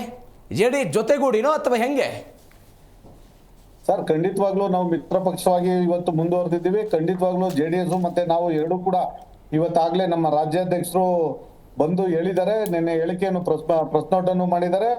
ನಿರಂತರವಾಗಿ ರೈತರಿಗೆ ನ್ಯಾಯ ಸಿಗೋವರೆಗೂ ನಮ್ಮ ಹೋರಾಟ ಇದ್ದೇ ಇರುತ್ತೆ. ರೈತರಿಗೆ ನ್ಯಾಯ ಕೊಡಿಸ್ತೀವಿ. ಯಾರದ್ದು ಕೂಡ ಜಮೀನು ಕಳ್ಕೊಳ್ಳಕ್ಕೆ ನಾವು ಈ ಸರ್ಕಾರಕ್ಕೆ ಬಿಡೋದಿಲ್ಲ. ಓಕೆ. ಆದ್ರಿಂದ ಸರ್ಕಾರಕ್ಕೆ ಇವತ್ತು ಜಮ್ಮು ಕಾಶ್ಮೀರದಿಂದ ಹಿಡಿದು ಕನ್ಯಾಕುಮಾರಿವರೆಗೂ, ಈ ಕಡೆ ಪಶ್ಚಿಮ ಬಂಗಾಳದಿಂದ ಹಿಡಿದು ಗುಜರಾತ್ ವರೆಗೂ ರಸ್ತೆಗಳನ್ನ ಇಡೀ ದೇಶಾದ್ಯಂತ ನಾವು ದಸಪಥ ರಸ್ತೆಗಳನ್ನ ಮಾಡಿದೀವಿ. ಈ ರಸ್ತೆ ಉದ್ಘಾಟನೆ ಮಾಡ್ಲಿಕ್ಕೆ ರೈತರ ಸಮಸ್ಯೆ ಕೇಳಕ್ ಹೋಗ್ದೇನೆ ಇವತ್ತು ಮುಖ್ಯಮಂತ್ರಿಗಳು ದಶಪಥ ರಸ್ತೆಗೆ ಭೂಮಿಯಲ್ಲಿಂದ ಬಂತು? ದಶಪಥ ರಸ್ತೆಗಳಿಗೆ ಭೂಮಿಯಲ್ಲಿಂದ ಬಂತು? ಅದನ್ನ ಇರಿ ಪ್ಲೀಸ್ ಇರಿ, ಕುಮಾರ್ ಅವ್ರೆ ಇರಿ. ಅಲ್ಲ, ನಾವು ಟೌನ್ಶಿಪ್ ಮಾಡಕ್ಕಲ್ಲ, Okay. ರಸ್ತೆ ಆಗಿರೋದ್ರಿಂದ ಅದೇ ಸರ್, ಹೆಚ್ಚಾಗಿದೆ. ದಶಪಥ ರಸ್ತೆಗಳಿಗೆ, ಗುಜರಾತ್ ನಲ್ಲಿ ಕೈಗಾರಿಕೆಗಳ ಅಭಿವೃದ್ಧಿಗಳಿಗೆ, ಉತ್ತರ ಪ್ರದೇಶದಲ್ಲಿ ಇತ್ತೀಚೆಗೆ ಯೋಗಿ ಆದಿತ್ಯನಾಥ್ ಬಂದು ಕರ್ನಾಟಕದ ಒಂದು ಭಾಷಣ ಮಾಡಿ ಹೋದ್ರು. ಯಾವ ರಾಜ್ಯದಲ್ಲಿ ಇಲ್ಲದಂತಹ ಸವಲತ್ತು ಉತ್ತರ ಪ್ರದೇಶದಲ್ಲಿದೆ, ಬನ್ನಿ ಕೈಗಾರಿಕೆಗಳನ್ನ ತೆರೀರಿ ಅಂತ. ಎಲ್ಲಿಂದ ಬಂತು ಭೂಮಿ ಹಾಗಾದ್ರೆ ಉತ್ತರ ಪ್ರದೇಶದಲ್ಲಿ? ಖಂಡಿತವಾಗ್ಲೂ ನಿಮ್ ಪ್ರಶ್ನೆಗೆ ನಾನು ಉತ್ತರ ಕೊಡ್ತೇನೆ. ಓಕೆ, ದಯವಿಟ್ಟು ಕೇಳಿಸ್ಕೊಳ್ಳಿ. ಕೈಗಾರಿಕೆಗಳು ಅಭಿವೃದ್ಧಿ ಆಗ್ಬೇಕು, ಭೂಮಿ ಕೊಡ್ಲೇಬೇಕು, ರೈತರಿಂದ ಪಡಿಲೇಬೇಕು. ಅದ್ಯಾಕೆ ನಿಮ್ಗೆ ಬೆಂಗಳೂರಿನ ಪಕ್ಕದ ಬಿಡದಿಯಲ್ಲೇ ಆಗ್ಬೇಕು? ಓಕೆ, ಬೇರೆ ಜಿಲ್ಲೆಗಳಿಲ್ವಾ? ಬೇರೆ ಜಿಲ್ಲೆಗಳಿಲ್ವೇನ್ರಿ? ಅಲ್ಲೋಗಿ ನೀವು ಏನು ಇವತ್ತು ಖರಾಬ್ ಭೂಮಿಗಳಿದೆ, ಬೆಳೆ ಬೆಳೆದೇ ಇರುವಂತ ಬಂಜರು ಭೂಮಿಗಳಿದೆ, ಅಂತದನ್ನ ಸರ್ವೆ ಮಾಡಿ ವಶಪಡಿಸ್ಕೊಂಡು ಅಭಿವೃದ್ಧಿ ಮಾಡಿ. ಓಕೆ, ಅದಾಗೋದಿಲ್ಲ ನಿಮ್ಗೆ. ಇವತ್ತು GBA ಎಲೆಕ್ಷನ್ ಮಾಡ್ದೇನೆ 5 ವರ್ಷ ಮುಗಿದೋಯ್ತು, ಹೇಳ್ತಾನೆ ಮುಂದಕ್ಕೆ ಹಾಕ ಬರ್ತಾ ಇದಾರೆ. ಜಿಲ್ಲಾ ಪಂಚಾಯತಿ, ತಾಲೂಕ್ ಪಂಚಾಯತಿ ಎಲೆಕ್ಷನ್ಗಳು 10 ವರ್ಷ ಆಯ್ತು, ಅವಧಿನೇ ಮುಗಿದೋಗಿದೆ. ಅಲ್ಲಿ ಸ್ಥಳೀಯ ಚುನಾವಣೆಗಳನ್ನ ಮಾಡ್ತಾ ಇಲ್ಲ. ನಿಮ್ ಸರ್ಕಾರ ಇದ್ದಾಗ ಏನು ಮಾಡಿ ಮುಗಿಸ್ಬಿಟ್ಟಿಲ್ಲ, ಅದನ್ನ ಬಿಟ್ಬಿಡಿ, ಬಿಡದಿ ವಿಚಾರಕ್ಕೆ ಬನ್ನಿ. ನಿಮ್ಮಲ್ಲಿ 2 ಜನ ಮುಖ್ಯಮಂತ್ರಿ ಆಗಿ ಹೋದ್ರು. ಖಂಡಿತ ಸರ್, ನೋಡಿ ನಾವು ಆಯ್ತು, ಈ ಸರ್ಕಾರ ಬಂದ್ 3 ವರ್ಷ ಆಯ್ತಲ್ಲ. ಓಕೆ, 3 ವರ್ಷ ಆಯ್ತಲ್ಲ, ಟೀಕೆ ಮಾಡಿದವ್ರು ನಾವ? ಸರ್, ಚುನಾವಣೆ ಬಗ್ಗೆ ಮಾತಾಡ್ತಾ ಇಲ್ಲ ನಾನು ಚುನಾವಣೆ ಬಗ್ಗೆ ಮಾತಾಡ್ತಾ ಇಲ್ಲ. ಕುಮಾರ್ ಅವ್ರೆ ಇರಿ, ಕುಮಾರ್ ಅವ್ರೆ, ನಾನು ಈಗ ಅವ್ರ ರಿಯಾಕ್ಷನ್ ತೆಗೆದುಕೊಳ್ತಾ ಇದ್ದೀನಿ. ಇರಿ ಪ್ಲೀಸ್ ಇರಿ, ಬಿಡದಿ ವಿಚಾರಕ್ಕೆ ಬನ್ನಿ ಅಂತ ನಾ ಹೇಳ್ತಾ ಇರೋದು. ಬೇರೆ ಬೇರೆ ಕಡೆಗಳೆಲ್ಲ ಸ್ವಾಧೀನ ಮಾಡ್ಕೊಳ್ತೀರಿ, ಈ ವಿಚಾರದಲ್ಲಿ ಯಾಕೆ ನಿಮ್ ವಿರೋಧ? ಒಂದು ಸಮಿತಿ ರಚನೆ ಮಾಡ್ತೀರಿ, ಆ ಸಮಿತಿ ಬಿಡದಿಗೆ ಹೋಗುತ್ತೆ. ಕೈಗಾರಿಕೆಗಳಿಗೆ ಮುಂದುವರಿಬೇಕು ಅನ್ನೋದೇ ನಮ್ದು ಕೂಡ. ಆಗ್ಲಿ ಬಿಡಿ, ಕೈಗಾರಿಕೆಗಳು ಬಿಡದಿಯಲ್ಲಿ ಆ ಜನ ಬೇಡ ಅಂತವ್ರಲ್ಲ, ರೈತರು ನಾವು ಇದ್ರಲ್ಲೇ ನೆಮ್ಮದಿ ಇದ್ದಿದ್ದೀವಿ. ಇನ್ನೊಬ್ಬನ ಕೈ ಕೆಳಗಡೆ, ಇನ್ನೊಬ್ಬನ ಮಾಲೀಕತ್ವದ ಕೆಳಗಡೆ ನಾವ್ ಯಾಕೆ ನಮ್ಮ ಮಕ್ಕಳು ಹೋಗಿ ದುಡಿಬೇಕು? ಇವತ್ತು ರೈತರೇ ಭಾರತ ದೇಶದ ಬೆನ್ನೆಲುಬು ಅಂತ ಹೇಳ್ತೀವಿ. ಅಂತ ರೈತರು ಫಲವತ್ತಾದ ಭೂಮಿಯನ್ನ ಮಾಡ್ಕೊಂಡಿದ್ದಾರೆ. ಕೇವಲ 10 ಗುಂಟಿನೋ, ಅರ್ಧ ಎಕರೆನೋ, 1 ಎಕರೆ ಇರುವಂತ ರೈತರು ಅವ್ರ ಜಮೀನುಗಳನ್ನ ಬಿಟ್ಕೊಡಿ, ಬಿಟ್ಕೊಟ್ಟು ನಿಮ್ ಮುಚ್ಚಾಕಿ. ಕಾಂಗ್ರೆಸ್ನವ್ರು ಹೇಳ್ತಿದ್ದಾರೆ 80% ಜನ ರೈತರು ಒಪ್ಪಿದ್ದಾರೆ ಅಂತ. ಯಾರು ಹೇಳಿದ್ರು ನಿಮ್ಗೆ? ಕಾಂಗ್ರೆಸ್ನವರು. ನೀವೇ ಹೇಳ್ತಾ ಇರೋದು, ನಿಮ್ ಮಾಧ್ಯಮದಲ್ಲೇ ಹೇಳಿದ್ರಿ ಈಗ ತಾನೇ. ಅರ್ಧಕ್ಕರ್ಧ ಜನ ಒಪ್ಕೊಂಡಿದ್ದಾರೆ, ಅರ್ಧಕ್ಕೆ ಒಪ್ಕೊಂಡಿಲ್ಲ. ಅರ್ಧ ಇರುವಂತವ್ರು, ಜಮೀನು ಯಥೇಚ್ಛವಾಗಿರೋರು ಒಪ್ಕೊಂಡಿರ್ಬೋದು. ಸಣ್ಣ ಸಣ್ಣ ರೈತರು ಕೇವಲ 20 ಗುಂಟೆ, 10 ಗುಂಟೆ, 1 ಎಕರೆ, ಅರ್ಧ ಎಕರೆ ಮಡಿಕೊಂಡಿರೋರು, ವಿದ್ಯೆನೂ ಇಲ್ದೇನೆ, ಒಂದ್ ಪದವಿನೂ ಇಲ್ದೇನೆ ಅದ್ರಲ್ಲಿ ಬದುಕು ಕಟ್ಕೊಂಡಿದ್ದಾರೆ. ಅವ್ರ ಮಕ್ಕಳಿಗೆ ಭವಿಷ್ಯ ಇದೆ, ಮುಂದಿನ ಅವರ ಮಕ್ಕಳು ಮೊಮ್ಮಕ್ಕಳು ಜಮೀನಿಂದ ಬದುಕ್ತಾರೆ. ಮತ್ತೆ ವ್ಯಾಜ್ಯಗಳಿದೆ. ಅಂದ್ರೆ ನೀವು ಹೇಳಿದ ಹೇಳಿಕೆಯನ್ನ ಪುನರಪಿ ನಾನು ಹೇಳ್ತೀನಿ. ಜನರನ್ನು ಒಪ್ಪಿಸಿ ಭೂಮಿಯನ್ನು ತೆಗೆದುಕೊಳ್ಬೇಕು ಅಂತ. ನಾಳೆ ಅಲ್ಲಿ ಜನ ಎಲ್ಲ ಒಪ್ಕೊಂಡ್ಬಿಟ್ರೆ ಖಂಡಿತವಾಗ್ಲೂ ಅವ್ರಿಗೆ ಏನ್ ಕೊಡ್ಬೇಕೋ ಪರಿಹಾರ ಕೊಟ್ಟು ಮಾಡಿ. ಇವತ್ತು ನಿರಂತರವಾಗಿ ಅಲ್ಲೇ ಅಡ್ಗೆ ಮಾಡ್ಕೊಂಡು ಅಲ್ಲೇ ಮಲ್ಕೊಂಡು ಅನೇಕ ಮಹಿಳೆಯರು ಕೂಡ ಇವತ್ತು ರಸ್ತೆಗೆ ಬಂದು ನಿಂತಿದಾರಲ್ಲ. ರಸ್ತೆಗಳು ಬಂದು ನಿಂತ ನಮಗ್ ಜಮೀನನ್ನ ನಾವು ಕೊಡೋದಿಲ್ಲ, ನಮ್ಗ್ ಬೇಕಾಗಿಲ್ಲ, ನಾವ್ ಇದ್ರಲ್ಲೇ ಬದುಕು ಕಟ್ಕೊಂಡಿದೀವಿ ಅಂತ ಅವ್ರ ಪರಿಸ್ಥಿತಿನೂ ಅರ್ಥ ಮಾಡ್ಕೊಳ್ಳಿ. DK ಶಿವಕುಮಾರ್ ಅವರು, ಈ ಸರ್ಕಾರ ಅರ್ಥ ಮಾಡ್ಕೋಬೇಕಲ್ಲ. ಕಲ್ಪನೆ ನಿಮ್ಗಿದೆ, ಮಾಡಿದವರು DK ಶಿವಕುಮಾರ್ ಅವರಲ್ಲ ಸರ್. ಅವ್ರ ಅದನ್ನ ಹೇಳ್ತಿದ್ದಾರೆ. ಕುಮಾರ್ ಅವರು ಇರಿ, ಕುಮಾರ್ ಅವರು ಅದನ್ನ ಅವ್ರು ಹೇಳ್ತಿದ್ದಾರೆ, ನಾವು ಮಾಡಿದ್ವಿ, ರೈತರು ಬಂದು ವಿರೋಧ ವ್ಯಕ್ತಪಡಿಸಿದ್ರು, ಹಿಂಗಾಗಿ ಕೈ ಬಿಟ್ವಿ ಅಂತ. ನೀವು ಕೂಡ ಮಾಡ್ತಾ ಇದ್ದೀರಿ, ರೈತರು ವಿರೋಧ ವ್ಯಕ್ತಪಡಿಸಿದ್ದಾರೆ, ಕೈ ಬಿಡಿ ಅಂತ ಹೇಳ್ತಿದ್ದಾರೆ. ಕುಮಾರ್ ಅವರು, ನನ್ನ ಪ್ರಶ್ನೆ ಅರ್ಥ ಮಾಡ್ಕೊಳ್ಳಿ. ಹಿರಿಯ ಆತ್ಮಾನಂದ್ ಅವರೇ, ನಿನ್ನೆ ಪರಮೇಶ್ವರ್ ಅವರು ಸ್ಟೇಟ್ಮೆಂಟ್ ಕೊಟ್ಟಿದ್ದಾರೆ. ಎಲ್ಲರ ವಿರುದ್ಧವಾಗಿ ಯೋಜನೆಯನ್ನು ಮಾಡೋದಕ್ಕೆ ಸಾಧ್ಯ ಇಲ್ಲ, ಎಲ್ಲರನ್ನು ಒಪ್ಪಿಸಿದಾಗ ಮಾತ್ರ ಯೋಜನೆ ಸಾಧ್ಯ ಆಗುತ್ತೆ ಅಂತ ವಿರೋಧ ವ್ಯಕ್ತವಾಗ್ತಿದೆ. ಹೌದು, ಅದೇ ದೇವನಹಳ್ಳಿಯಲ್ಲಿ ಹೆಂಗೆ ಬಿಟ್ಕೊಟ್ರಿ? ಮತ್ತೆ ಆ ಜಮೀನ್ ಹೆಂಗ್ ಬಿಟ್ಕೊಟ್ರಿ ರೈತರಿಗೆ? ಚಿಕ್ಕಬಳ್ಳಾಪುರಕ್ಕೆ ಯಾಕಪ್ಪ ಹೋಗಿಲ್ಲ ನೀವು? ಸರ್ಜಾಪುರಕ್ಕೆ ಯಾಕಪ್ಪ ಹೋಗಿಲ್ಲ? ಯಾಕಪ್ಪ ಹೋಗ್ಲಿಲ್ಲ? ದೊಡ್ಡಬಳ್ಳಾಪುರಕ್ಕೆ ಯಾಕಪ್ಪ ಹೋಗಿಲ್ಲ? ಅದೇ ಪ್ರಶ್ನೆ ನಿಮಗೆ ಕೇಳ್ತೀನಿ. ಬಿಡದಿ ಬಿಟ್ಟು ನೀವು ಯಾಕೆ ಬೇರೆ ಕಡೆ ಹೋಗ್ತಿಲ್ಲ? ಒಂದು ನಿಮಿಷ, ನೀವು ಪ್ರಾರಂಭದಲ್ಲೇ ಪಟ್ಟಿ ಓದಿದ್ರಿ, ಈ ಜಾಗಗಳು ಯಾವ ಸಂದರ್ಭದಲ್ಲಿ ಏನೇನಾಗಿತ್ತು ಅಂತ. ಆಗಿರೋ ವಿಚಾರವನ್ನ ವಿಚಾರವನ್ನು ಮುಂದುವರೆಸಕ್ ಹೋಗ್ಬೇಕು. ಕನಕಪುರದಲ್ಲಿ ಏನಾಗಿದೆ?